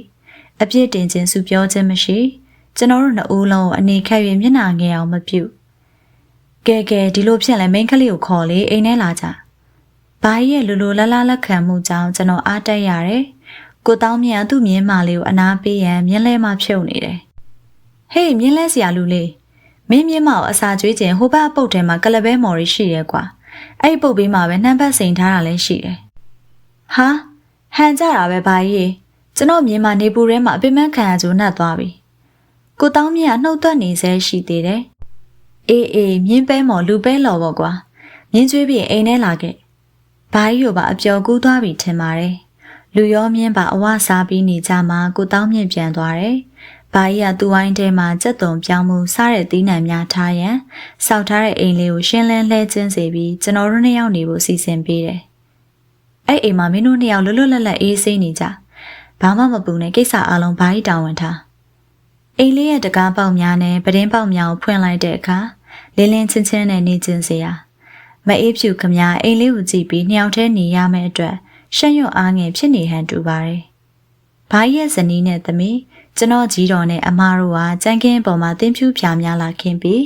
ခေါင်းနှလုံးနဲ့ဆောင်းများချပေးတယ်။မအေးဖြူအိမ်ထရန်နားကပ်ပြီးခေါင်းလေးငုံ၍ထိုင်နေပုံကတနာစရာခဏနေတော့ဘာကြီးကကျွန်တော်နဲ့မအေးဖြူကိုရွာလူကြီးအိမ်ခေါ်သွားတယ်။တပတ်ကြီးများခေါင်းပေါင်းထားတဲ့ရွာမိရွာဖလူကြီးလေး9ယောက်လည်းရောက်နေတယ်။ဘာကြီးရဲ့အစီအစဉ်ပင်ဖြစ်ပါလိမ့်မယ်။ရွာလူကြီးများကကျွန်တော်တို့နှစ်ယောက်ကိုနှစ်ဦးသဘောတူလက်မှတ်ထိုး၍လက်ထပ်ပေးတယ်။အသက်အရွယ်ကြီးသောလူကြီးနှစ်ဦးဟာလင်းဝတ်တရားမြားဝတ်တရားဆိုသည်များကိုဩဝါဒစကားပြောနေသေးတယ်။စိတ်ညစ်စရာကောင်းသည်မှာတောရွာသဘာဝအတိုင်းမိမများကလေးများရှောင်းလာပြီးအထူးဆန်းဖြင့်ဝိုင်းအုံကြည့်နေကြခြင်းဖြစ်တယ်။ဟဲ့ကောင်မလေးကသိလှတာပဲတော့။ဟဲ့ယောက်ျားလေးကလည်းမစိုးပါဘူး။ကျောင်းသူနဲ့ကျောင်းသားတယ်ဟဲ့။ငငယ်လေးတွေရဲ့တနာပါတယ်။ဘာကြောင့်တနာမှန်းကျွန်တော်မသိ။သူတို့ပြောသမျှကျွန်တော်ကြားနေရသလိုမအေးဖြူကလည်းကြားပါလိမ့်မယ်။မအေးဖြူကျွန်တော်အားနာသည်။ဟဲ့နင်တို့နဲ့ဘာဆိုင်လဲသွားကြစမ်းသွားကြ။နှကမ်းမွေးကကားနဲ့ရွာလူကြီးတယောက်ကငောင်ငန်းပြီးနှင်ထုတ်တယ်။တိုးတော့ဘသူမှထွက်မသွားကြ။တစားတဲ့တစားလာကြည့်သူတွေပိုများလာတယ်။မအေးဖြူကောင်းလေးငုံထားရှာတယ်။သူရှက်ပေလိမ့်မယ်။ကျွန်တော်စိတ်ရှုပ်လာပြီ။ဘာကြီးကရိပ်မိဟန်တူပါရဲ့။ကဲကိုအောင်တင်ကလေးတွေတိတ်များလာပြီ။လာမောင်ဆိုးနဲ့မင်းကလေးသွားကြစို့။ကျွန်တော်တို့ရွာလူကြီးအိမ်မှပြန်လာခဲ့ကြတယ်။လက်ထပ်ပွဲလေးပြီးသွားပြီ။မင်္ဂလာဩဝါဒစကားပြောသူနဲ့ရွှေပွဲလာပရိသတ်နဲ့မြမတလေးထုံတန်ဥပဒေနဲ့အညီအကျဉ်းလင်မယားဖြစ်ခဲ့ပြီ။မအေးဖြူအကိုတို့လင်မယားဖြစ်သွားပြီနော်။မအေးဖြူအနာကပ်ပြီးကျွန်တော်တူတူလေးပြောတော့မအေးဖြူကကျွန်တော်လက်မအောင်ဆွဲစိတ်တယ်။ကဲငါတူနဲ့တူမအေးစစ်စစ်လွတ်လွတ်လပ်လပ်နေကြ ဘာကြီးကကျွန်တော်တို့နှစ်ယောက်နေရမယ့်အိမ်လေးရဲ့တကားဝါထိလိုက်ပို့တယ်အခက်အပ်တဲ့သဘောကိုကျွန်တော်ကနားလည်ထားလိုက်တယ်အိမ်လေးထဲရောက်တော့ကျွန်တော်တို့နှစ်ယောက်တင်းဖြူပြချောချောလေးပေါ်မှာထိုင်ကြတယ်ဖွင့်ထားတဲ့ပတင်းပေါက်များမှတဆင်လေးလေးတဖြူဖြူဝင်နေတယ်ဆွဆောကစိုးနေတဲ့ချွေးလေးများဟာလေးနဲ့တွေ့တဲ့အခါအေးပြီးနေပြီးကောင်းတယ်ဝိုင်းအောင်ကြည့်ပြီးပြောချင်အောင်ပြောနေကြတဲ့လူအုပ်နဲ့လွတ်လာခဲ့သည်မှလည်းဝမ်းသာစရာကျွန်တော်တို့နှစ်ယောက်သားဘာစကားမှမပြောမိကြသေးမအေးဖြူကသူ့ဒူးနှစ်ဖက်ကိုလက်ဖြင့်ပိုက်၍ကျုံကျုံလေးထိုင်နေတယ်သူ့ကိုကြည့်ရသည်မှာလိုက်ပါရန်ဆုံးဖြတ်ပြီးချိန်မှစ၍စိုးရင်တော့ကဖြစ်ခြင်းနောင်တဖြစ်ခြင်းဆိတ်ရှုပ်ထွေးခြင်းစားတဲ့အမှုအရာတွေကိုလုံးဝမတွေ့ရအေးဆေးတယ်တည်ငြိမ်တယ်မအေးဖြူကိုချစ်ယုံသားမကတနာကျင်တာပိုမိတယ်သူခမငါနဲ့လက်ထပ်ပြီးငါဇနီးလေးဖြစ်နေရှာပြီမနက်ကထိစာမေးပွဲဖြေပြီးတဲ့အချိန်ထိကျွန်တော်မမျှော်လင့်ခဲ့မိတဲ့အခွင့်အရေးကိုအခုတော့တကယ်ရနေပါပြီစိတ်ကူးရင်အိမ်မက်မက်နေပုံအဖြစ်မျိုးနဲ့ရှုံကျင်စရာပဲမရှိအံ့ဩခြင်းနဲ့အတူကြည်နူးခြင်းဝမ်းသာခြင်းတို့ကြောင့်စိတ်ထဲမှာလှုပ်ခတ်နေအောင်ပျော်ရွှင်မိတယ်မအေးဖြူကိုကျွန်တော်ပိုင်ပိုင်ကြည့်ခွင့်ရပြီတစိမ့်စိမ့်ကြည့်နေမိတယ်မအေးဖြူကျွန်တော်သူကြားလောက်ယုံတိုးလေးခေါ်တယ်မအေးဖြူကမထူသူ့မေကိုထောင်ထားတဲ့ဒူးနှစ်ဖက်ပေါ်မှာတင်လျက်ရွာလူကြီးအိမ်မှာတော့မိမတယောက်ကပြောတယ်ဟဲကောင်မလေးကသိလာတာပဲတော်တဲ့မအေးဖြူဘာမှပြန်မပြောမှတ်ထားမောင်ဆိုးတဲ့သိလာတဲ့ကောင်မလေးကိုရအောင်ယူထားတာတကယ်တော့ကျွန်တော်စိတ်ထဲမှာကျေနပ်မိတယ်ဂုဏ်ယူမိတယ်အကိုလည်းတယောက်ကပြောပါရဲ့နော်ဘလို့ပြောလဲအကိုလည်းကြားသားနေပြောစမ်းပါကောင်လေးယောက်ပူချောပါတယ်တဲ့ဟာဖွေးပူချောပါတယ်ဆိုမပါပါဘူးကျွန်တော်တို့နှစ်ယောက်လုံးရှိကြတယ်ညနေထမင်းစားပြီးတော့ကျွန်တော်တို့ရေချိုးကြတယ်မအေးဖြူရေချိုးတနခါလေးနေစင်မှာသူရှက်နေမှဆို၍ကျွန်တော်ဘိုင်းမိသားစုနဲ့သွားစကားပြောနေတယ်မောင်ဆိုးရဲ့မိမိမှလှလိုက်တာဟဲ့အေးဟဲ့နေမပြောနဲ့တို့တော်မမြင်ချင်းချက်လိုက်တာမလုံးနဲ့နော်ဓာတ်နဲ့ထိုးမှာကျွန်တော်စကားကြောင့်အမများရှိကြတယ်တဲလိုက်တာမောင်ဆိုးရဲ့အမငယ်ကပြောတယ်ဟဲ့သူ့ကောင်မလေးကလည်းတဲမယ်ဆိုတဲเสียငါမှမိမအရွေးတော်လိုက်တာအမကြီးကထပ်ပြီးချီကျူးနေပြန်တယ်မျက်နှာလေးကလည်းအေးအေးလေးမမရဲ့သဘောကောင်းပုံလည်းရတယ်ကျွန်တော်အမများမှာတအံ့တော်နဲ့ချီကျူးမကုံဖြစ်နေကြတယ်ကျွန်တော်ချစ်သူအတွက်ကျွန်တော်ဂုံတက်ရတယ်ဟောဟိုမှလာနေပြီအမငယ်ကတူတူပြောတယ်တနခါလင်းပြီး၍ပကွက်လေးများနဲ့ထွက်လာတဲ့မအေးဖြူမြမမာလေးမအေးဖြူအညာသူမာလေးမအေးဖြူအမနှစ်ယောက်ငင်းငင်းဆိုင်ဆိုင်ကြည့်နေကြပုံမှာတဝင်းတူချင်းစရာငါတို့ရောင်းမလေးကလှလိုက်တာတော့အမကြီးကပြောင်းချီကျူးနေ၍မအေးဖြူရှက်သွားဟန်တူပါတယ်ခေါင်းလေးငုံပြီးပြုံးနေတယ်ဟဲ့မမသူတို့ထမင်းကျွေးကြဆိုလေစာနေကြရောပေါ့မစားသေးပါဘူးရှင်မအေးဖြူကအမငယ်ရဲ့မျက်နှာကိုလှမ်းကြည့်၍ပြောတယ်ဘာကြီးနဲ့အရီရောတခါတည်းစားမယ်လေကျွန်တော်ကဘာကြီးနဲ့အရီကိုမမြင်၍မေးတယ်အဖေတို့ကပဲတလင်းပတ်သွားတယ်မောင်ဆိုးတို့ကိုထမင်းကျွေးနေနဲ့မှာသွားတယ်အမနှစ်ယောက်ကကျွန်တော်တို့ကိုထမင်းပြင်ကျွေးတယ်လက်ပံကောင်းချင်ဟင်းပါတီကိုတွေ့၍ကိုတောင်းမြင့်ပြောတီကိုတတိယပြီးမအေးဖြူနဲ့ကျွန်တော်ပြုံးမိကြတယ်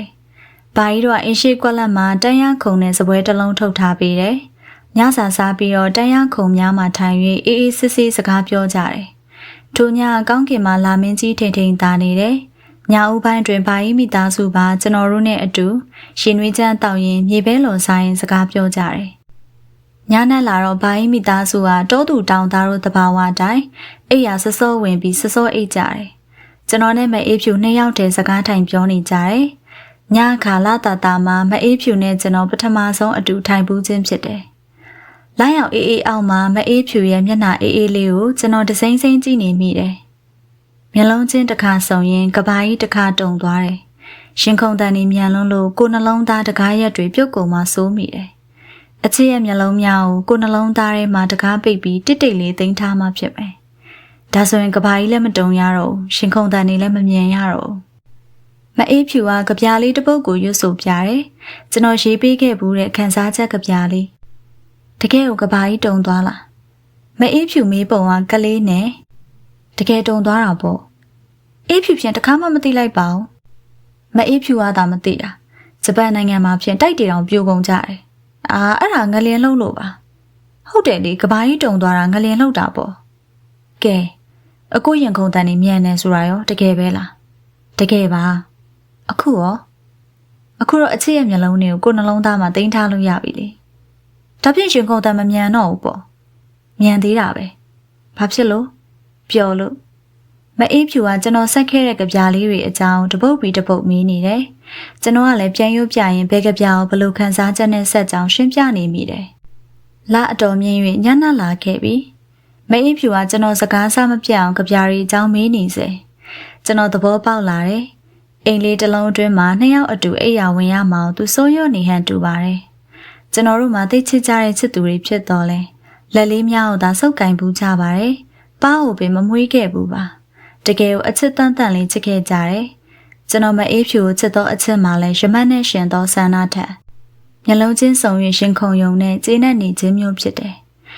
ကိုထွက်ပြေးလာတဲ့ရည်ရွယ်ချက်မှလည်းချစ်သူနဲ့ဝေးရမအောင်ကြောက်သောကြောင့်သာဖြစ်တယ်ကိုချစ်သူကိုသာချစ်ချင်တယ်ကိုမပိုင်ရမှာစိုးတယ်အခုတော့ပိုင်နေပြီလက်လဲထပ်ပြီးပြီသူနေနိုင်သမျှလိုက်အောင်အောက်မှာလှသောမျက်နှာလေးကိုမဝရမ်းကြည့်နေနိုင်တယ်တငယ်အိတ်စိတ်ချက်တက်ကြီးကောင်းချချက်လူလင်ပြန်ချက်တို့တွန်းပြီးသွားပြီကျွန်တော်တို့စကားပြောနေကြစေကောင်းကင်မှာခုနှစ်စင်ကျဲပြောင်အမိထောင်၍တကောင်ချက်လဲတွန်ခဲ့ပြီပြူကန်ရွာတွင်နေထိုင်ခဲ့ရသောရက်များမှာမအေးဖြူနဲ့ကျွန်တော်အတွက်ကြည်နူးစရာမမေ့နိုင်စရာစားလိုက်ကြအိမ်လဲသွားလိုက်ကြနဲ့ပြောစရာရွာတလေးအရာဘာကြီးနဲ့ရင်းနှီးသူများထမင်းစားဖိတ်ကြတယ်လက်ဖေးရတောက်ခေါ်ကြတယ်မသွားချင်၍မဖြစ်မလိုက်ချင်၍မရကျွန်တော်တို့အတွဲလေးမှာသူတို့ရွာရဲ့အထူးဧည့်သည်တော်များဖြစ်နေတယ်ညနေတွင်ရွာအနီးမှကန်ကြီးရဲ့ပေါင်မှာမအေးဖြူနဲ့ကျွန်တော်လမ်းလျှောက်ကြတယ်တောပန်းလှလှတွေ့တိုင်းကျွန်တော်ခူး၍မအေးဖြူကောင်းမှပန့်ပေးတယ်ပန်းနေနဲ့ဝေနေတဲ့မအေးဖြူကျွန်တော်ပန့်ပေးသမျှမညူစုကျွန်တော်ကိုကြည်ပြူလွန်းသောမအေးဖြူဆယ်ရက်ကြာသောအခါကျွန်တော်မိဘများလိုက်လာတယ်။သမီးရှင်ဆရာကျော်ကတော့စိတ်နာ၍ထင်ပါတယ်။လိုက်လဲမရှာဘာမှလည်းမမေးဥပြစ်ခါပြူထားတယ်။ကျွန်တော်မိဘများသမီးရှင်ဆရာကိုအားနာသည်။တောင်းတောင်းပပနဲ့ကျွန်တော်တို့နှစ်ယောက်ကိုဆရာကျော်ထံမှအံ့နံသည်။ဆရာမျက်နှာတင်းမာ၍ကျွန်တော်တို့အနေခတ်သည်။အထူးသဖြင့်ဆရာကသမီးဖြစ်သူမအေးဖြူကိုမကြေနဲ့။မအေးဖြူကိုဆရာသမီးကြီးမို့ချစ်ယုံမကအားလဲထားသည်။ပညာတော်၍မျှော်လင့်ချက်လည်းကြီးခဲ့သည်။တိုးတော်ဆရာကျွန်တော်တို့စူလဲမစူဘာမှလည်းမပြောပါသမီးလေးလိမ်မာလာရောင်းမမြင်းစီထွက်ဆိုရလို့လှုပ်ရက်လိုက်တာသမီးရဲ့ဆရာကတော့ဒေါ်ခင်မြကတော့ပြောပြီးငိုတယ်မိဘနှစ်ပါးကိုကြည့်ပြီးမအေးဖြူမျက်ရည်ပေါက်ပေါက်ကျနေရှာတယ်ကျွန်တော်စိတ်မကောင်းပါဤဖြစ်ရဲ့အားလုံးရဲ့တရားခံမှာကျွန်တော်ပါမအေးဖြူမှာအဖြစ်ကျူးလွန်သူမဟုတ်ရှာကျွန်တော်အကြက်ကန်၍ဒါလိုက်ပါလာခဲ့ရခြင်းဖြစ်တယ်သမီးကိုအပြစ်မတင်ပါနဲ့ရှင်အမှန်တော့သမီးဖြစ်မဟုတ်ပါဘူးကျမတို့တာမောင်ဆိုးကြောင့်ဖြစ်ရတာပါသူကျမတို့ကိုလည်းဘာမှမတိုင်ပင်ပဲအစိုးရလိုမိလှုပ်သွားတာပါကျမတို့သားကိုစားဆရာကိုရောဆရာကတော့ပါကျမတို့တောင်းမှန်ပါတယ်သားကိုမွေးရတဲ့အကျိုးအမေတောင်းမှန်နေရပြီကျွန်တော်လည်းခုလိုတွေ့ရတော့ဆရာကိုသိအားနာမိတယ်ဆရာစိတ်မချမ်းသာအောင်လုပ်မိတာကိုလည်းစိတ်မကောင်းဖြစ်မိတယ်ကဲပါလေဖြစ်ပြီးမှတော့ဘသူ့ကိုမှအပြစ်မတင်ကြပါနဲ့တော့လူဆိုတာကိုလန်းကိုရွေးကြတာပဲအိမ်အောင်တဲ့ဖြစ်လာပြီးရဲ့နောက်ကိုဘဝကိုဘယ်လိုတည်ဆောက်မယ်ဆိုတာသာစဉ်းစားကြပေါ့နှစ်ဖက်မိဘတွေကတော့ဒီချိန်မှာလက်ထပ်ပေးကြရုံမရှိတော့တာပေါ့ဆရာကျော်ရဲ့သဘောတူညီချက်အရာနှစ်ဖက်မိဘများညှိနှိုင်းပြီးကျွန်တော်တို့နှစ်ယောက်ကိုတင်းတင်းလျောက်ပတ်စွာလက်ထပ်မင်္ဂလာအခမ်းအနားကျင်းပပေးကြပါတယ်မောင်ဆိုးဆိုတဲ့ကောင်လှည့်နေကွာတကယ်တတ်တည်ပဲကျွန်တော်ကိုအားကြချီကျူးသူရှိသလိုသားသမီးတွေမွေးရပညာဖြစ်မဆုံးကျင်ရဆုံးကျင်ကြပြီဖြေထားတဲ့10တန်းစာမေးပွဲကဘလို့နေမှမသိသေးဘူးမအောင်ရင်ဘာလို့စားကြမလဲအပြစ်ပြောသူတွေကလည်းအများကြီးသို့တော်ဘသူတွေဘာပဲပြောမအေးဖြူနဲ့ကျွန်တော်ကတော့အချစ်ဆုံးချစ်သူတို့ဘဝမှာတဆင်အပျော်ဆုံးအိမ်တော်ဦးဘဝကိုကူပြောင်းခဲ့ကြပြီအော်အချစ်နဲ့ရှင်မှုတဲ့အပျော်ဆုံးရက်လေးတွေကိုမကြုံဘူးတဲ့လူဟာတန်းတလွမ်းမောခြင်းဆိုတဲ့ဝေဒနာကိုလည်းနားလည်မှာမဟုတ်ဘူးလေလက်ထပ်ပြီးနောက်ကျွန်တော်တို့နှစ်ယောက်စကားအင်းရွာမှာကျွန်တော်မိဘများနဲ့အတူနေကြတယ်။သို့တော်စကားအင်းနဲ့တရားဦးမှာ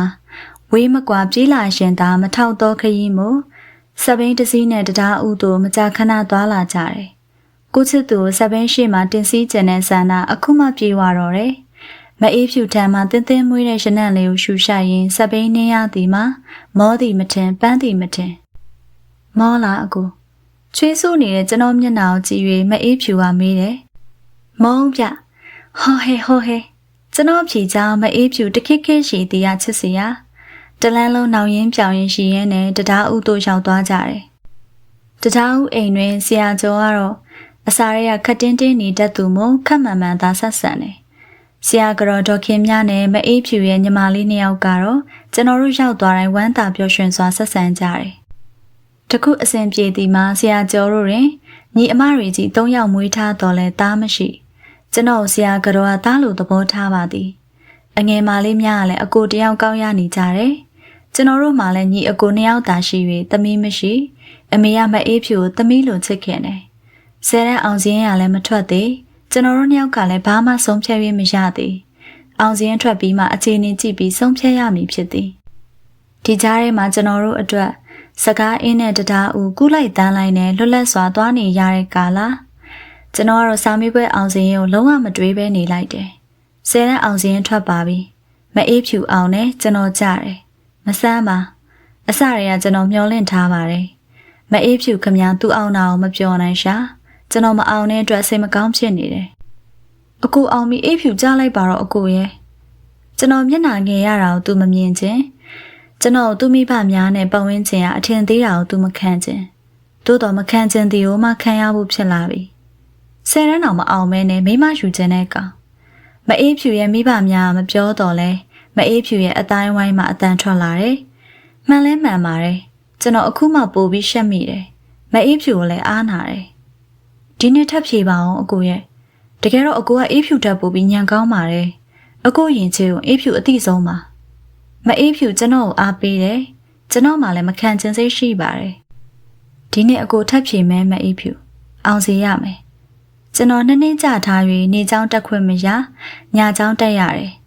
မအေးဖြူခမအိမ်အောင်သေးဖြစ်နေပြီမို့ဆရာကျော်ကတက္ကသိုလ်ဆက်မပို့တော့ပါအလေတန်းဆရာဖြစ်တင်ချောင်းသို့ပို့ပေးတယ်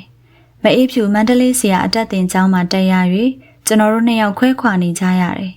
မအေးဖြူတတိယတိုင်းကျွန်တော်စာအုပ်ဖိပြီးကြိုးစားတယ်ကျွန်တော်10တန်းအောင်ရင်မအေးဖြူသိပ်ဝမ်းသာပေမယ်မအေးဖြူဝမ်းသာဖို့အတွက်ပင်ကျွန်တော်10တန်းအောင်ခြင်းနဲ့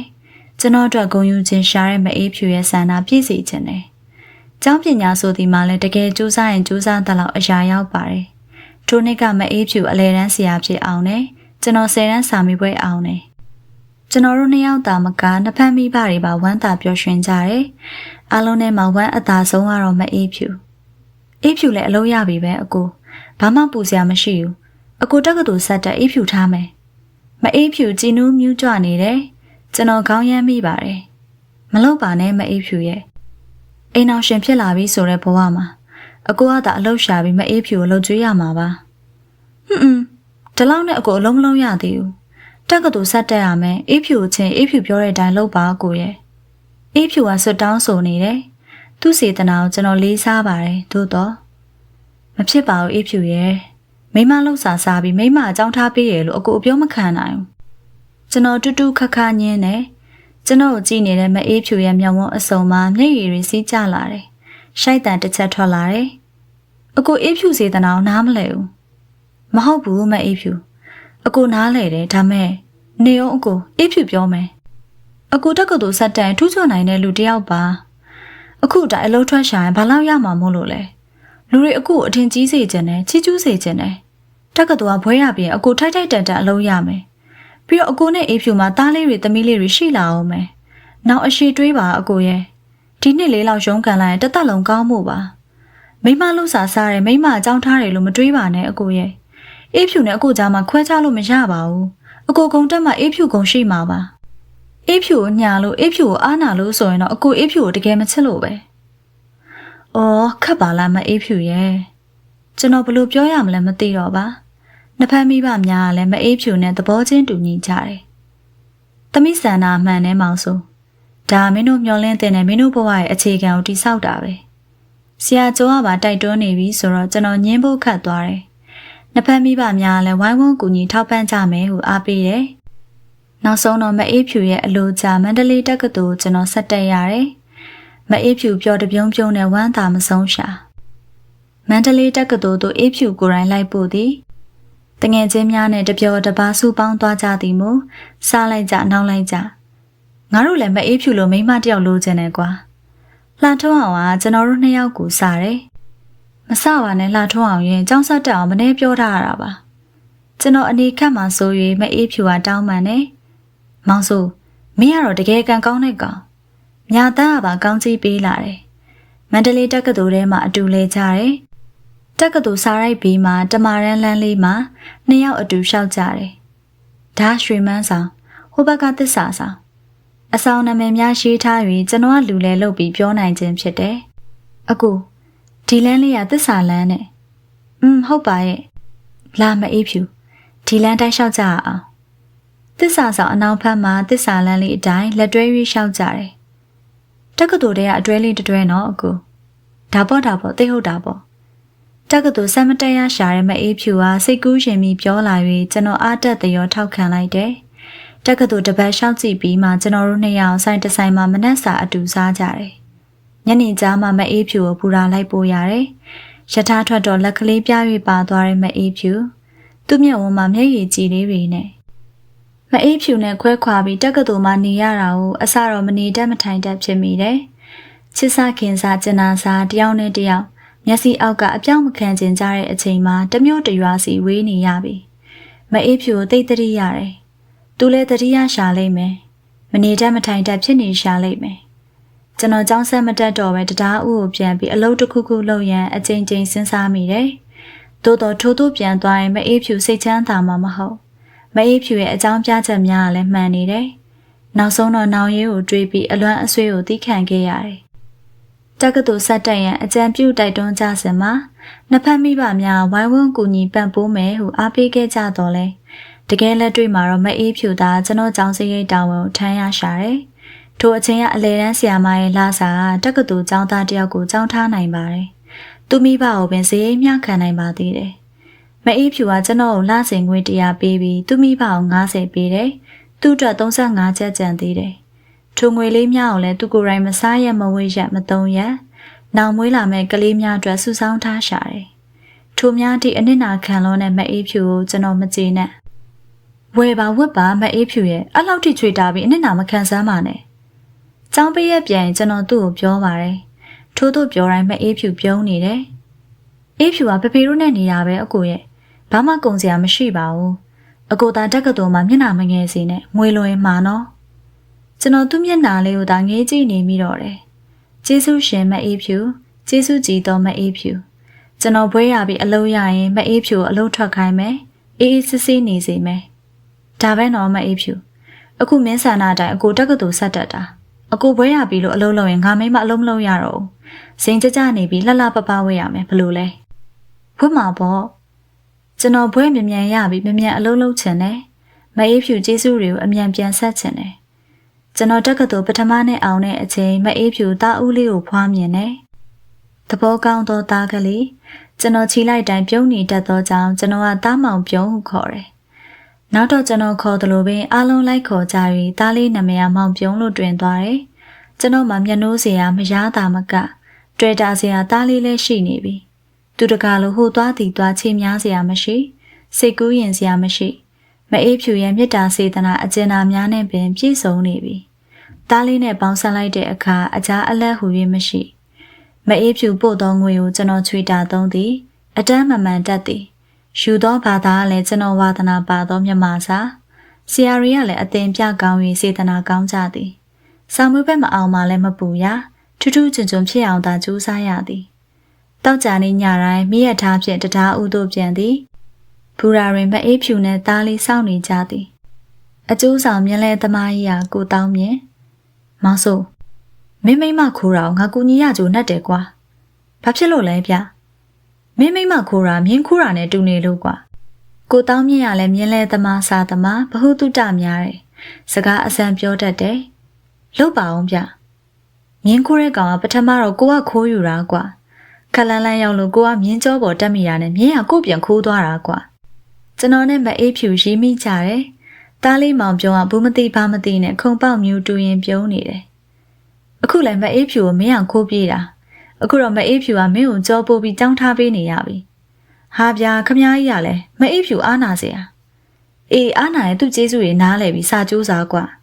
ကျွန်တော်ကြိုးစားပါတယ်ဗျအေးပါငါသိပါတယ်မင်းတို့မိသားစုလည်းငါချစ်လို့ပြောတာပါ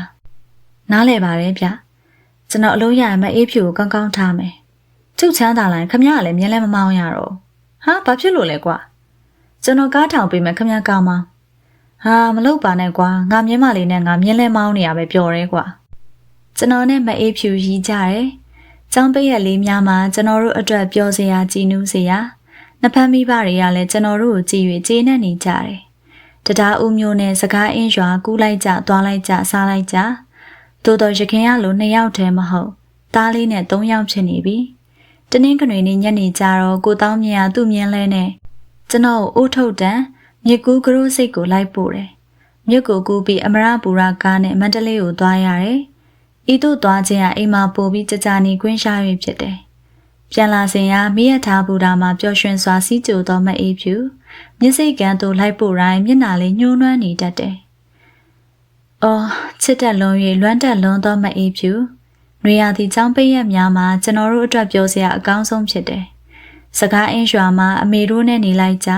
တရားဦးဟာဆရာကျော်အိမ်မှာနေလိုက်ကြတခါတရံစက်ဘိန်းနဲ့ကူးကြတန်းကြတခါတရံကိုတောင်းမြင့်မြန်းလဲနဲ့သွားကြပြန်ကြ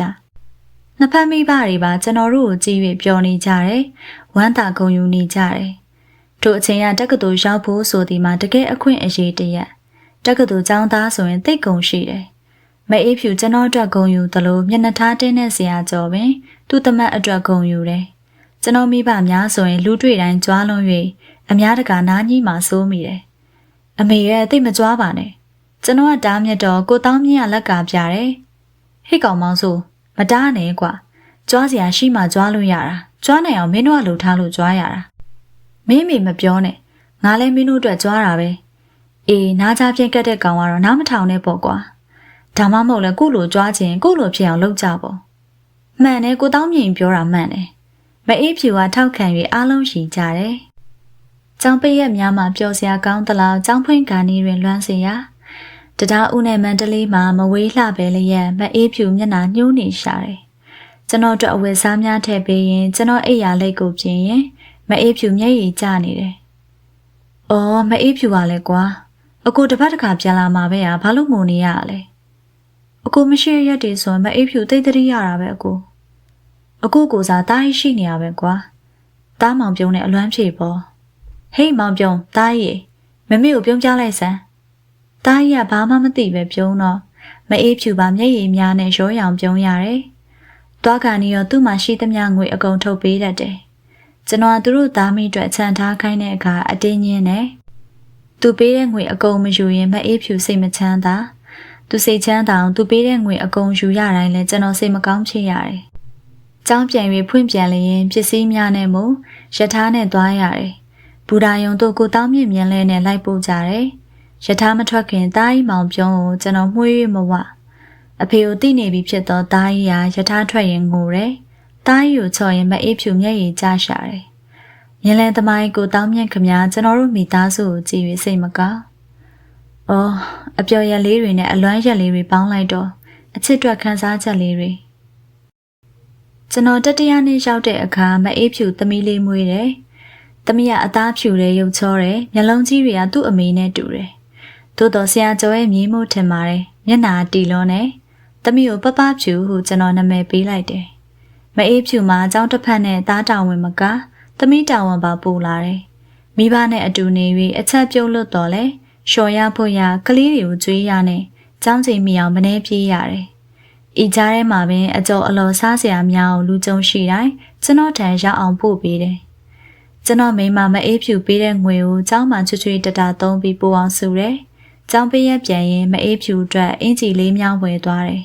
။သူ့အတွက်လုံကြီးအင်ဂျီစားသဖြင့်ဝယ်သွားတိုင်းမအေးဖြူမကြေနဲ့ကြည့်အကိုမစားမတော့ပဲနေပြီးလှုပ်လာပြန်ပြီမအေးဖြူမျက်ရည်တွေလဲနေပြီနောက်တစ်ခါဘာမှမဝယ်ခဲ့နဲ့အကိုအတွက်ကြောင်းစည်းပေးတဲ့ငွေအကိုဘာသာသုံးအနစ်နာခံခြင်းလုံးသောမအေးဖြူနောက်တော့လဲထို့အင်ဂျီလုံကြီးလေးများကိုပင်ကျွန်တော်ဝယ်ပေးသည်ဟုအမျက်တနိုးဖြစ်နေပြန်တယ်အမှန်ကတော့သူ့လောက်စာနဲ့သူဝယ်ရခြင်းသာဖြစ်ပါတယ်ကျွန်တော်လောက်ခါနဲ့ဆင်ကျင်လာပါပြီဖြစ်နိုင်တစ်နှစ်နှစ်တန်းလောက်ကျွန်တော်ဖြည့်ခြင်းနဲ့သို့တော်ဖြည့်ခွင့်မရ၍တစ်နှစ်တစ်တန်းနဲ့တင်းတိမ်နေရတယ်နောက်ဆုံးနှစ်ယောက်တော့ကျွန်တော်အစွမ်းကုန်ကြိုးစားတယ်အမှတ်ကောင်းကောင်းနဲ့အောင်ခြင်းနဲ့အိမ်ကိုပင်တစ်ပတ်တစ်ခါမပြန်နိုင်တော့ပါတစ်လတစ်ခါသာပြန်တယ်မ အေးဖြူခမလွမ်းတော်လဲလင်းရဲ့ပညာရေးမှုအားပေးတယ်စားစရာလေးတွေလူကြုံနဲ့ပို့တယ်နောက်ဆုံးနှစ်မှာစားရလဲများ၍သူတေသနာစာရန်နှစ်ဆောင်လဲတင်ရသေးတယ်ကျောင်းစာတွေလည်းကူးရတယ်စာမေးပွဲအတွက်လည်းကြိုတင်ပြင်ဆင်ရတယ်တလားတစ်ခါအိမ်ပြန်ရင်ပင်စာအုပ်တွေပါသွားရတယ်တားချီရင်သမီးထိန်ရင်စာကြည့်ရတယ်မောင်ဆိုးကတိတ်ကြိုးစားတဲ့ကောင်ကျွန်တော်ကြွယ်ရမှာဆရာကျော်ကသူများတွေကိုပြန်ပြောနေတန်ကြားရ၍မအေးဖြူဝမ်းသာကုန်ယူတယ်သူအားလက်တီနဲ့ကလေးမြောင်သူ့ဘာသာထိန်တယ်သမီးလေးလာတားရပပြို့မနှောက်ရှက်နဲ့ကဲအကူကြက်အခုဘာသာအကူစာပဲကြက်ပါရမီဖြည့်ဘက်မရကောင်းကြောင်စာမေးပွဲဖြေတော့ကကျွန်တော်ကောင်းကောင်းဖြေနိုင်တယ်အောင်စရင်ထွက်တဲ့ကကျွန်တော်ထူးထူးချွန်ချွန်အောင်တယ်အဆင့်၄ဖြစ်အောင်၍ qualify ဖြစ်သောကြောင့်မဟာဝိဇ္ဇာဆက်တက်ခွင့်ရတယ်တဒန်းလုံးမှာအဆင့်၄နဲ့အောင်သူ၄ယောက်တယ်ထိုထဲမှာကျွန်တော်ပထမဆရာမများနဲ့အပေါင်းအသင်းများကကျွန်တော်ကိုချီးကျူးကြတယ်မအေးဖြူဝမ်းသာလွန်၍ဝမ်းသာစကားပင်မပြောနိုင်မျက်ရည်များလဲနေရှာတယ်သူအထင်ကြီးသောသူ့ယောက်ျားကိုသူများလည်းအထင်ကြီးကြပြီလူတကာချီးမွမ်းကြစေခြင်းနဲ့သူ့ယောက်ျားကိုချီးမွမ်းတန်များကြားရပြီမအေးဖြူဂုဏ်ယူနေရှာတယ်အကိုဒီလောက်ထိဖြစ်နိုင်တယ်ဆိုတာအေးဖြူသိတာပေါ့အကိုရဲ့ကျွန်တော်တန်လန့်အတွက်နင်းချမ်းလုပ်ခဲ့ရသူမအေးဖြူသူပျော်တပြုံးပြုံးမော်မဆုံးဖြစ်ရန်ကျွန်တော်ကြိုးစားရကြိုးနှက်ပါပြီဘွဲယူသောနေ့ကျွန်တော်အတွက်မမေ့နိုင်သောအပျော်နေ့ဘွဲနှင်းတပင်သို့ကျွန်တော်မိဘများနဲ့မအေးဖြူမိဘများပါတက်ခဲ့ကြတယ်အဓိကလူမှာကျွန်တော်မိန်းမမအေးဖြူကျွန်တော်ကိုကြောင်းထားပြီးခဲ့သူဘွဲဝစ်စုံနဲ့ကျွန်တော်ကိုမအေးဖြူတစိမ့်စိမ့်ကြီးမဝါရှာဘွဲလက်မှန်ရှာတော့ကျွန်တော်ကမအေးဖြူလက်အပ်လိုက်တယ်ရော့ဒါငါမိမပေးတဲ့ဘွဲငါမိမပိုင်နေဆိုင်နေတိမ့်ထားမအေးဖြူကဘွဲလက်မှတ်ကိုအမျက်တနိုးသူ့ရှင်မှာထားရှာတယ်မျက်နာပြုံးနေတော့လဲမျက်လုံးမှာမျက်ရည်ရအပြည့်အကိုတော့ဝမ်းသာတာပါအကိုရဲ့အကိုမျက်တောင်ရှာပြီးတဲ့အေးဖြူတော့ဘာမှမလိုပါဘူးဒါပေမဲ့အကိုမှအရေးချင်းရှိရဲ့အသားနဲ့လူတွေကအထင်သေးကြပြောကြဆိုကြတယ်အေးဖြူမခံချင်ဘူးအခုတော့အကိုအတွက်ဂုဏ်ယူရပြီအေးဖြူဆန္ဒပြည့်ပါပြီကျွန်တော်အပေါ်စေတနာထားသောမအေးဖြူကျွန်တော်ကိုသိချစ်သောမအေးဖြူလူများရှိမှမဟုတ်ရင်ကျွန်တော်မိန်းမကိုကျွန်တော်ပွေပြီးမွေးလိုက်ချင်တယ်မအေးဖြူနဲ့ကျွန်တော်တွဲပြီးဓာတ်ပုံရိုက်ကြတယ်နှစ်ဖက်မိဘများနဲ့စုပေါင်းပြီးဓာတ်ပုံရိုက်ကြတယ်အားလုံးဝမ်းသာကြည်နူးကြတယ်မမေ့နိုင်သောဘွဲယူနေကျွန်တော်ဘွဲရသည့်နှစ်မှာပင်တက္ကသိုလ်မှာနီးပြဆရာမများလိုနေ၍ရှောက်လော်ခေါ်တယ်ကျွန်တော်ဆရာမများရဲ့တိုက်တွန်းအားပေးချက်အရာတက္ကသိုလ်မှာနီးပြဆရာအလုပ်အတွက်ကျွန်တော်ရှောက်လွှာတင်လိုက်တယ်အရွေးခံရပါတယ်မန္တလေးတက္ကသိုလ်မြန်မာစာဌာနမှာပင်ပြန်ရတယ်အခုမှကျွန်တော်ဆန္ဒပြည့်၍သိဝမ်းသာမိတယ်ကျွန်တော်ကျေးဇူးရှင်မအေးဖြူကိုကျွန်တော်ကျေးဇူးတုံ့ပြန်နိုင်တော့မယ်ကဲမအေးဖြူအလုပ်ထွက်တော့အကိုနဲ့တူမန္တလေးတက္ကသိုလ်မှာလိုက်နေရမယ်ကျွန်တော်အတန်အထက်စီးဆန်တော့လည်းမတက်နိုင်ဤသို့ပြောဖို့အချိန်ကြပြီမအေးဖြူရဲ့လှပတဲ့မျက်လုံးကြီးများဝေဝါးဖြစ်သွားကြတယ်စဉ်းစားပါဦးအကိုရဲ့အလုပ်ထွက်ပြရမှာနှမျောစရာနှစ်ယောက်လုံးစားဆိုတော့ကလေးတွေပညာသင်ကြားရင်းနဲ့နောက်ရေးအတွက်ပိုမကောင်းလားမကောင်းမအေးဖြူဒီလုပ်ကိုဘာလို့အဲ့လောက်မှတ်နေရလဲအော်အကိုရဲ့ဒီအလုပ်နဲ့အကိုကိုကြောင်းထားခဲ့ရတာလေနောက်ပြီးဖေစီစဉ်ပေးထားတဲ့ဖေအရာလေးအေးဖြူကိုယ်တိုင်ကလည်းကလေးတွေကိုပညာသင်ပေးရတာပြောတယ်မအေးဖြူပင်ပန်းတာပေါ့ကွာသားနဲ့သမီးကတစ်ဖက်အချက်ရပြုတ်ရကြောင်းသွားရနဲ့အလုပ်လုပ်တဲ့အင်ရှင်မတိုင်းဒီလိုပါပဲအကိုရဲ့အေးဖြူပင်ပန်းခံနိုင်ပါတယ်ကျွန်တော်စိတ်ပြတ်သွားမိတယ်သူ့အလုပ်ကမထွက်ချင်သည်မှတေချာသွားပါတယ်ကဲဒါဖြင့်လေအေးဖြူမန္တလေးမြို့ပေါ်အကြောင်းတစ်ကြောင်းမှာပြောင်းပြီးရှောက်ရမယ်အခုခွဲမနေချင်တော့ဘူးမအေးဖြူအေးဖြူကတာပြီးတော့အကိုနဲ့မခွဲချင်သေးတယ်ဒါမှဒီတရားဥမှာဆိုတော့အမေတို့နဲ့လည်းအတူတူနေရတာအဆင်ပြေတယ်အေးဖြူကြောင်းသွားရင်ကလေးတွေကိုအမေကြည့်ထားလို့ရတယ်ချက်တာပြုတ်တာရှော်တာဖွက်တာလည်းအမေနဲ့ညီမလေးကအများကြီးလုပ်ပြီးတော့အေးဖြူပြန်လာရင်ကိုညီယုံလောက်ပဲလေမန္တလေးဆိုရင်အကိုရောအေးဖြူပါကြောင်းသွားတော့ကလေးနှစ်ယောက်ကိုဘယ်သူကြည့်မလဲကျွန်တော်မဖြေနိုင်ပါခတ်တာပဲကွာဒါကြောင့်မအေးဖြူကိုအကိုကအလုပ်ထွက်စေချင်တာပေါ့အခုတိုင်းနေပြီအကိုတစ်ပတ်တစ်ခါပြန်လာလို့ရှားတာပဲအကိုရဲ့ကလေးတွေကြောင်းထားနိုင်တဲ့အရွယ်ရောက်တော့အေးဖြူမန္တလေးကိုပြောင်းနေမှာပေါ့ကျွန်တော်တပ်ပြင်းတစ်ချက်ချမိတယ်သူပြောတာလည်းမှန်တလောက်တော့မှန်နေတယ်ကလေးနှစ်ယောက်တာဝန်မှာသေးသည်မဟုတ်မအေးဖြူမိခင်ကြီးနဲ့ညီမလေးများကူညီနေကြ၍သာအဆင်ပြေတယ်နောက်ဆုံးတော့အေးဖြူတရားဦးမျိုးမှာပင်ဆီယာမဆက်လုပ်ဖြစ်တယ်ထို့အစီအစဉ်ကိုဆရာကျော်ကလည်းသဘောကျတယ် ကျွန်တော်မိဘတွေကလည်းသူတို့မြေးများနဲ့ဝဝေးမခွဲချင်ကြ၍သဘောကျတယ်ကျွန်တော်လျှော့ရပြန်ပါပြီတက္ကသိုလ်ပြန်ဖွင့်တော့ကျွန်တော်ဆရာဆောင်တို့ပြောင်းခဲ့ရတယ်မိမရပြီးမှလူပြိုဆောင်မှနေရတော့ဘဝသားနဲ့သမီးကိုတိတ်တတိရတယ်တောက်ကြနေညနေရောက်တည်နဲ့မယားနဲ့သားသမီးရှိရာတရားဦးတို့မိရထားဖြင့်ပြန်ခဲ့တယ်မအေးဖြူနဲ့ကလေးနှစ်ယောက်ဘူရာရုံမှာလာကြကြတယ်ထုံးစံအတိုင်းကိုတောင်းမြင့်မြင်လဲနဲ့အပြန်မြင်လဲပေါ်ရင်သားကြီးကျွန်တော်ပေါင်ပေါ်ထိုင်ပြီးပြောနေရှာတယ်ဖေဖေကြီးသားကြီးတို့နှက်ဖန်ခါအင်းဝသွားလဲကြမှာဦးမြင်လဲနဲ့ဟာကောင်းတာပေါ့ကွာဟုတ်လားကိုတောင်းမြင့်ငါအစီအစဉ်မဟုတ်ပါဘူးဗျာမင်းမိမမအေးဖြူသားမေးပါငါမြင်လဲဆိုင်ရမှာတရက်နာအောင်ပါပေါ့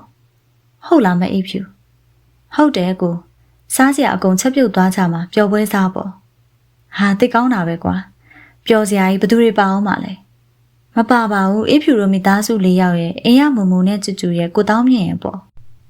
ကိုတောင်းမြင့်ခမနေဒုက္ခမနာအောင်မြင်လဲကပေးမှာပေါ့ဗျဘာကွာဒါဖြင့်ငါမင်းတို့စီကထမင်းဝယ်စားရမှာလားမောင်ဆိုမင်းကတက္ကသိုလ်ဆရာဖြစ်မှမြင်းလဲကတွေဘာတွေလားမပြောနဲ့အဲ့ဒါဆိုငါမင်းတို့မိသားစုကိုနောက်ဘရောမလိုက်မပို့တော့အာ sorry ဗျာ sorry ကျွန်တော်တောင်းပန်ပါတယ်ကိုတောင်းမြင့်ရဒါမှမကျေနပ်သေးရင်လည်းဟိုတခါလိုခမရ90ထပ်ပေးပေါ့ဗျာအေးကောင်းတယ်ပေးစရာရှင်ငါပဲပေးမယ်ပေးဗျာပေးဟုတ်တယ်ဥပေးကျွန်တော်စိတ်ပေါက်ပေါက်နဲ့ပြောလိုက်တာကိုတားကြီးမောင်ပြုံးကပါလက်ဖြန့်တောင်းနေ၍ကိုတောင်းမြင့်နဲ့မအေးဖြူလို့ရှိကြတယ်ကိုတောင်းမြင့်ကကျွန်တော်တို့မိသားစုနဲ့ရေးဆက်ပါလွန်လာပါတယ်မအေးဖြူရဲ့ညီမများဖြစ်တဲ့မူမူနဲ့ကျူကျူဟာထမင်းအိုးဟင်းအိုးနဲ့စားတော့စရာချိုင်းတွေရေဘူးတွေကိုချင်းနှလုံးနဲ့ထည့်ပြီးကိုတောင်းမြင့်မြင်လဲပုံတင်နေတယ်တားကြီးမောင်ပြုံးကတော့ကိုတောင်းမြင့်ရှင်ခွင်မှာထိုင်၍မြင်းရိုက်ကြာပုတ်ကိုကင်ထားတယ်မြင်းလဲမောင်းရန်အသင်မအေးဖြူကပပဖြူချီ၍အိမ်ထဲကထွက်လာတယ်ထုံးစံအတိုင်းသမီးမျက်နှာတီတီတင်းတယ်လာပပအန်တီစီလားမူမူကခေါ်တယ်ပပဖြူကမလိုက်ဒါကြောင့်မို့စကားအင်းကသူ့အမေကြီးပြောတာတက္ကသိုလ်ဆရာသမီးမို့မာနကြီးရတဲ့မျက်နှာကိုတင်းလို့နေပေါ့မူမူကသူခေါ်လို့မရပြီမကြေနပ်အမှန်ကတော့တက္ကသိုလ်ဆရာသမီးမို့မဟုတ်ပါဘူးဟာဆရာဦးကျော်မြင့်မို့မျက်နှာတင်းတာပါအိမ်ပေါင်းမကြည့်နေတဲ့ဆရာကျော်မကြောက်အောင်ကျွန်တော်ပြောလိုက်၍သူ့သမီးများရှိကြတယ်အားလုံးမြင်းလဲပေါ်တက်ပြီးထွက်ခါနီးမှာကျွန်တော်ညီထွန်းထွန်းစကားအင်းမှာစပိန်ပြင်းရောက်လာတယ်အခုတော့ပဲသွားကြမလို့လဲငါတို့အေးဝါဘက်ကိုပျော်ပွဲစားသွားကြမလို့ဟာမမေကမောင်ပြုံးအခေါ်ခိုင်းလို့ကျွန်တော်လာခေါ်တာတားမလိုက်ဘူးဦးတားတို့နဲ့ဦးလိုက်ခဲ့မောင်ပြုံးကကိုတောင်းမြင့်ရှင်ခွင်နဲ့ကလန့်អော်တယ်ဟာကောင်းတယ်ကွာလိုက်မယ်ထွန်းထွန်းကစပိန်ကိုအိမ်ထဲမှာအပြေးလွှားသွားထားပြီးမြင်းလဲပေါ်ကိုတက်တယ်ကဲသွားမယ်နော်ဟဲ့မြင်သွားစမ်းမြင်းလဲသမားမောင်ပြုံးကမြင်းမကိုကြားဖို့ဖြင့်အသာရိုက်လိုက်တယ်အကျိုးဆောင်မြင်းမလေးကခွာစင်မမှန်ပြေးလျက်လမ်းမှာတွေ့သမျှမြင်းလဲများကိုတားနဲ့ကိုတောင်းမြင်ရလိုက်ရှောင်နေကြ၍ကျွန်တော်တို့အားလုံးအားပေးကြရည်ကြရတယ်ပျော်စရာကောင်းသောပျော်ပွဲစားခရီးအင်းဝါရောက်တော့မေနုအုပ်ကျောင်းမှာစခန်းချတယ်ဖျားများကိုဖူးကြတယ်ရှုတတန်အထိမ်းမှတ်ကြောက်တုံးကြီးကိုလည်းတွေ့ရတယ်တားရက်သိပ်နားမလဲတော့လဲအင်းဝသမိုင်းမှာထင်ရှားတဲ့ဘရင်များကိုပုံမြင်လို့ပြောပြတယ်အခုငါတပြားချောင်းပြောပြပါကိုရင်းကျောင်းသူဖြစ်တဲ့ညီငယ်ထွန်းထွန်းဟာတောင်းဆို၍သရိုးမင်းသားနဲ့တကိုးကြီးငတက်ပြားချောင်းပြောပြတော့တားကြီးမောင်ပြုံးသဘောကျတယ်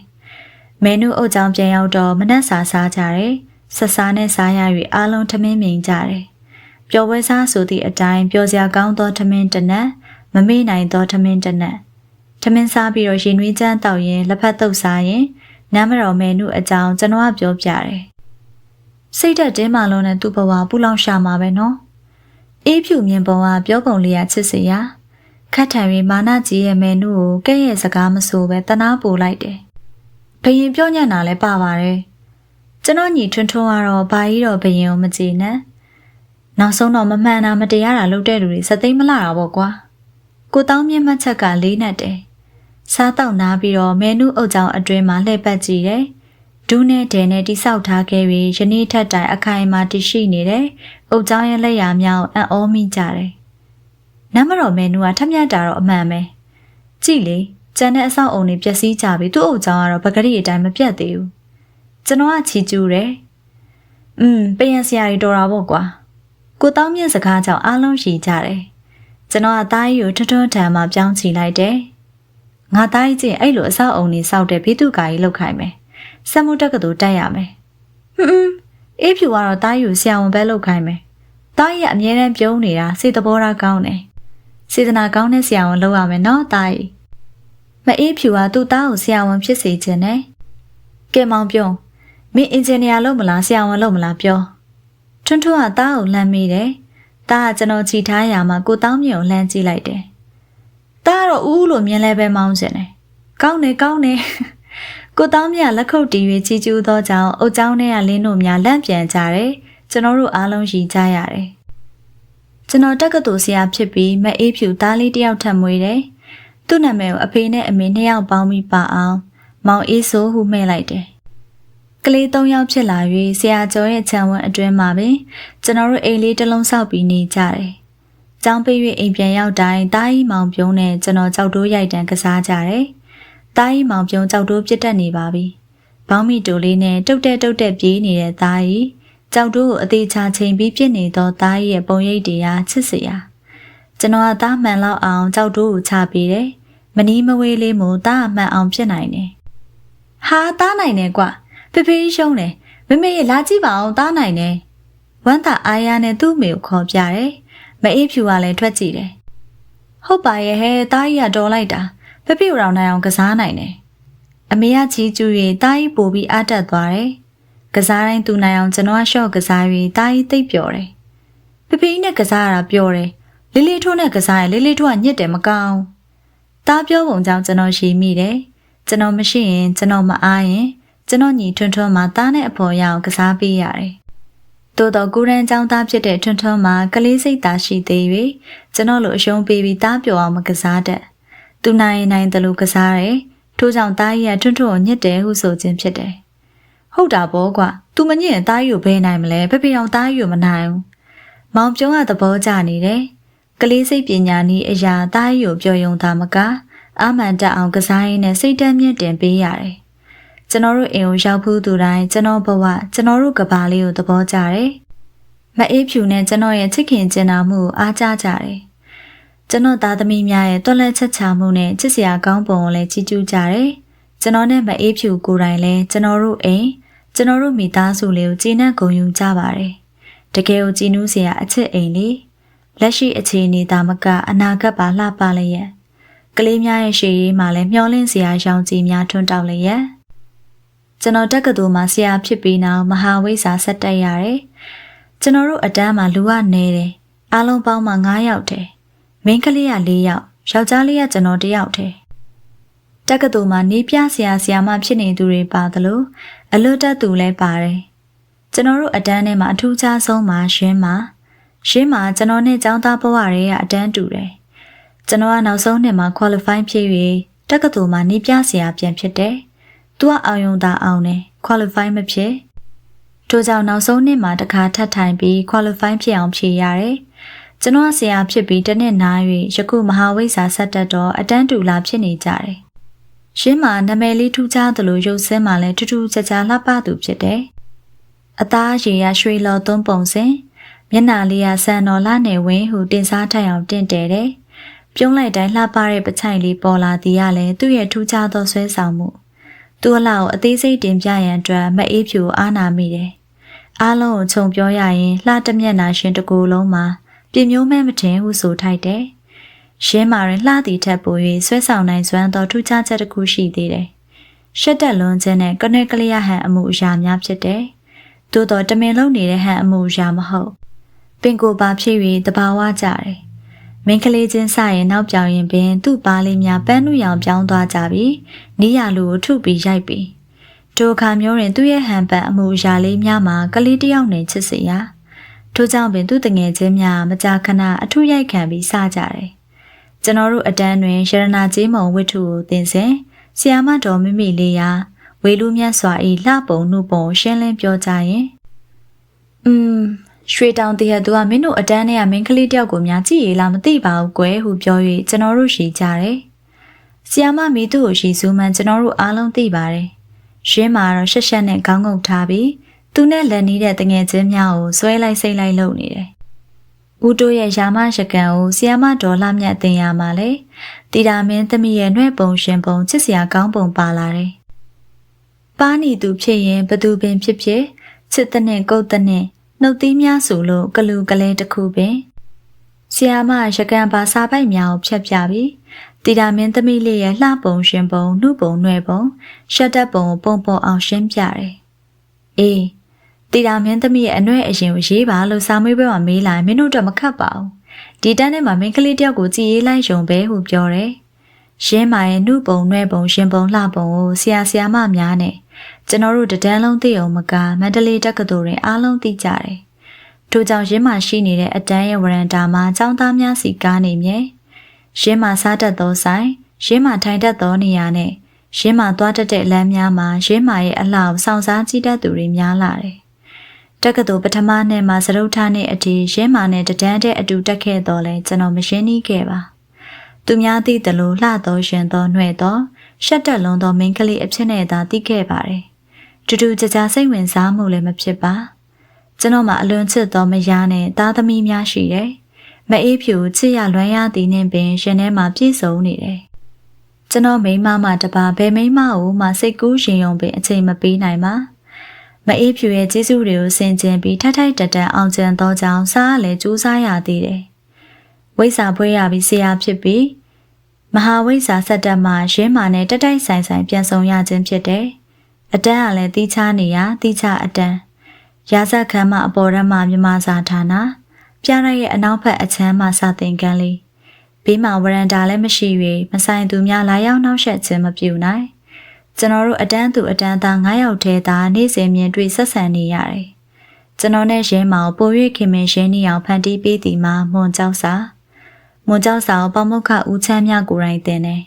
မွန်ကျောက်စာခန့်လုံး၍ကျောင်းသူကျောင်းသားတိုင်းကြောက်ကြတယ်ထို့ကြောင့်ကျွန်တော်တို့ကမွန်ကျောက်စာကိုမွန်ကျောက်စရာဟုခေါ်ကြတယ်။ရင်းမာနဲ့အတူတခြားမင်းကလေး3ယောက်ကမွန်ကျောက်စာနားမလဲတိုင်းကျွန်တော်ကိုမေးကြတယ်။ကျွန်တော်ကနားလေသမျှနဲ့ရှင်းပြရတယ်။ကျွန်တော်ရှင်းပြရင်နားလေသွားရင်သူတို့ကကျေးဇူးတင်တယ်။ပါလာတဲ့မုံတွေကိုကျွေးတတ်တယ်။ကြာတော့လေကို9ယောက်တည်းစားလိုက်ကြနှောင်းလိုက်ကြနဲ့ပြောမနာဆိုမနာမောင်နှမတွေလိုဖြစ်လာတယ်။ကျောက်စာအတူကူးကြတယ်။ကျောက်စစ်ကျေးသွန်းပညာရက်တွေကိုစာရန်တင်ရန်အတူတကွာသူတည်တနာပြုကြရင်ကျောက်စစ်တန်းသို့သွားကြတယ်။ကုသိုလ်တော်ကြီးဖျားသို့သွားကြတယ်။စကိုင်းမြို့ကိုသွားကြတယ်။စကြင်တောင်သို့သွားကြတယ်။မဟာမြတ်မုနိဖျားကြီးရဲ့ကျေးစီတော်ကြီးကျေးသွန်းတီကိုလက်တွေ့လေ့လာကြတယ်။ရှင်းမာနဲ့တီးခြားပုတ်ခင်ရတဲ့အကြောင်းဟာကျောက်စာကူးချိန်တူနေခြင်းဖြစ်တယ်။ကျွန်တော်ကညနေခင်းမှာနီးပြရမ်းမှာဝင်စရာရှိ၍နေ့စဉ်မနက်၈နာရီမှာမြမစာဌာနသို့တက်ပြီးကျောက်စာကူးတယ်။ကူရမယ့်ကျောက်စာပလိတ်ပြားကိုပေါမုခရဲ့ညွှန်ကြားချက်အရာမြမစာဌာနမှပါရီရာစပွဲပေါ်မှာတင်ထားမြင်ကျောက်စာကူးသည့်စပွဲဘေးမှာကလတ်ထိုင်လေးများချထားတယ်။ကျွန်တော်ကဲ့သို့ကျောက်စာစစောလာကူးတတ်တရားရှင်းမှာသူကလည်းသူ့အကြောင်းနဲ့သူအဆောင်မှစစောကျွေးရဲ့မနက်စာကိုရှင်းမှာမစားတတ်ထို့ကြောင့်ကျောင်းစစောလာ၍ကျောက်စာစစောကူးပြီးမှဒေါ်တင်မီဆိုင်မှာမနက်စာစားတယ်။ကျွန်တော်နဲ့အတူကူးရတာကိုလည်းသူသဘောကျတယ်။သူဖတ်၍မရသည်ကိုကျွန်တော်ကဖတ်ပြနိုင်တယ်။သူနားမလည်တဲ့ကြောက်ထွင်းစလုံးတွေကိုကျွန်တော်ကရှင်းပြနိုင်တယ်။တခါတရံကျတော့ကြောက်ပြက်များပါ၍နှစ်ယောက်အတူကြံစားကြရတယ်။ကြံ၍မရရင်တော့ကွက်လက်ထားပြီးဆရာများကိုမေးရတယ်။နောင်ကြလာတော့ကျွန်တော်တို့နှစ်ယောက်မှအချင်းချက်ထားသလိုနေ့စဉ်စုံမိနေကြတယ်။တယောက်နောက်ကျရင်တယောက်မျောမိကြတယ်။နှစ်ယောက်ဆိုရင်ကြောက်စာကူစပွဲမှာအတူထိုင်၍ကြောက်ချက်တဲ့ပုံကိုစပွဲပေါ်မှာထောင်ပြီးကူးကြတယ်။ကြောက်စာတစ်ချက်ကလည်းနိုင်ဝက်တနာရီကြာအောင်ကူးရတယ်။ကြောက်စာကူးပြီးရနဲ့ရင်းမာသူစားနေကြတော့တင်မီဆိုင်ကိုသွားရရင်ကျွန်တော်ကိုခေါ်တယ်။အစားတောက်ကျွေးလိုတဲ့အတွက်ခေါ်သည်ထင်သောကြောင့်ပထမပိုင်းတွင်ကျွန်တော်ညင်းတယ်။တနေ့တော့ရင်းမာအကူညီတောင်းတယ်။ဖြစ်နိုင်လိုက်ခဲ့ပေးပါလားကိုစိုးရဲ့။မနေ့ကအတင်းလိုက်စကားပြောတယ်။ဆိုင်ကြတော့လဲစားနေတော့တယောက်ကစားတင်းပေးသွားတယ်။တယောက်ကလည်းနောက်တာလိုအတီလိုနဲ့ထမင်းဖို့အတင်းပေးသွားတယ်။အတင်းပေးသွားတော့လဲစားလိုက်ပေါ်ရင်းမာရဲ့။ကိုရောအကုန်သက်တာသေး။ဟာကိုစိုးကလည်းမစားချင်ပါဘူး။ရင်းမာကိုစားတာကိုပေးခဲ့တော့ဒေါ်တင်မီနှခါရသွားတာပေါ့။ဟန်ကြလိုက်တာ။ဒေါ်တင်မီအတွက်ကျွန်တော်ဝမ်းသာမိတယ်။လိုက်ခဲ့ပါနော်ကိုစိုး။ရင်းမာထက်ခေါ်တယ်။သူဒုက္ခကလည်းမသေး။မျက်နှာမြင်ချစ်ခင်ပါစေဆိုရဲစုကိုပင်တောင်းတင်မတောင်းတင်စဉ်းစားစရာဖြစ်လာတယ်။ကဲသွားလိုက်ခဲ့မယ် ရှင်းမာနဲ့အတူကျွန်တော်လိုက်ပါသွားတယ်ပထမဆုံးလိုက်ခြင်းဖြစ်ပါတယ်ကျွန်တော်စိတ်ကရိုးသားတန့်စင်ပါတယ်သို့တော့ကျွန်တော်စဉ်းစားမိပါ၏သူများတွေကတမျိုးထင်နိုင်တယ်အ ਨੇ ဆုံးတော့သူ့ကိုချင်းကပ်ချင်သူတွေကအမြင်ကပ်ကြလိမ့်မယ်မတက်နိုင်လူ9ယောက်သာရှိတဲ့အတန်းထဲမှာမောင်နှမလိုခင်နေတဲ့မင်းကလေးကအကူညီတောင်းခြင်းကိုညင်း၍လည်းမသိဒေါ်တင်မေအုံးထမင်းနဲ့ကြက်သေးမြနှစ်ပွဲပေးနော်ဆိုင်ရောက်တော့ရှင်းမှာကျွန်တော်အတွက်ပါမှာတယ်ဟာမစားဘူးရှင်းမှာ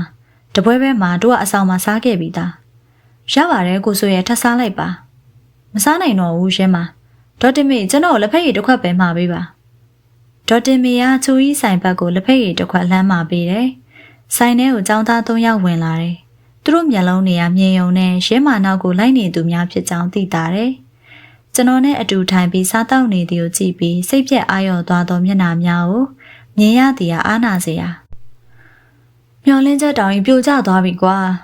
ចောင်းသားတယောက်ကအတိတ်ပဲရှင်ညွှန်းချက်နဲ့ညှဉ်းညူလိုက်တယ်ဘာဖြစ်လို့လဲကွာသူ့ဘေးမတယောက်ကထောင်ပေးတယ်ပညာသင်ထောက်ပံ့ခြင်းမရလို့မင်းကရှောက်လွာတင်တာနောက်ကျတာဟုတ်ကွာရှောက်လွာတင်ခွင့်ကိုမရလိုက်တာပါကွာ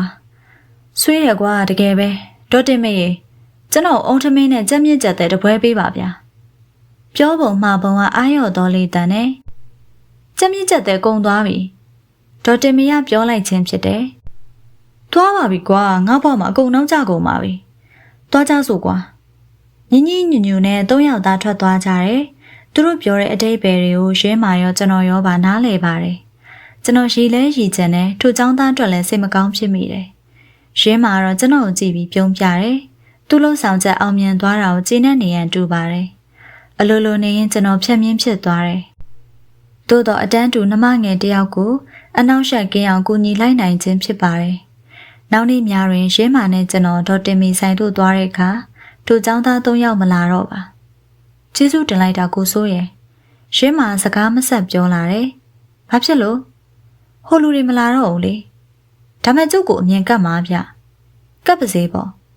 ရှင်းမာမျက်နှာလေးကဝမ်းသာစိမ့်နဲ့ကြည်လင်လန်းဆန်းနေတယ်ကတ်တာကိစ္စမရှိဘူးရှင်းမာနစ်နာတာပေါ့ဘာလို့နစ်နာမှာလဲရှင်းမာကိုအတွဲမရှိသေးဘဲနဲ့အတွဲနဲ့ထိခံရတာနာတာပေါ့ကောင်းတယ်ကြိုက်တယ်လို့ထင်ပါစေအနောက်ရှက်ကင်းပြီးရပဲမနာပါဘူးကိုစိုးနဲ့ရင်မာမောင်နှမပဲရှင်းမာစကားပြောလိမ္မာ၍ကျွန်တော်ပြုံးလိုက်မိတယ်ကိုဘာသာနေသားထိုင်သားလည်းရှိသွားတယ်နောက်ရက်များမှာတော့ရှင်းမာနဲ့ကျွန်တော်ကြောက်စာအတူကူးခြင်းမှာပုံမှန်ဖြစ်သွားသလိုဒေါ်တင်မီဆိုင်သွားခြင်းစားခြင်းမှာလည်းပုံမှန်ဖြစ်သွားတယ်ရှင်းမာအုံထမင်းတုပ်ထမင်းကျော်ခောက်ဆွဲတုပ်တမျိုးမျိုးစားနေချိန်မှာကျွန်တော်ကလက်ဖက်ရည်တစ်ခွက်နဲ့စောင့်ချက်ပေးရတယ်ဂုံမှန်ရက်ခကဏ္ဍပါပေါ့မွေးချရတော့ပြည်သက်များရှင်ဒီဇလန်လေးအပိုင်းတစ်ကိုဒီမှာပဲခဏရှင်းထားလိုက်မယ်နော်အပိုင်းတစ်ကိုနောက်ထပ်တင်ဆက်မှုလေးမှာဆက်လက်နားဆင်အားပေးပါအောင်ရှင် The Voice of Mo Channel ကိုအားပေးနားဆင်နေကြတဲ့ချရတော့ပြည်သက်တူတယောက်ချင်းစီတိုင်း BNK ဝင်ကျမပြည့်စုံနိုင်ပါစေလို့မှဆုတောင်းပေးလိုက်ပါတယ်ရှင်နောက်ထပ်တင်ဆက်မှုလေးမှာပြန်တွေ့ကြမယ်နော်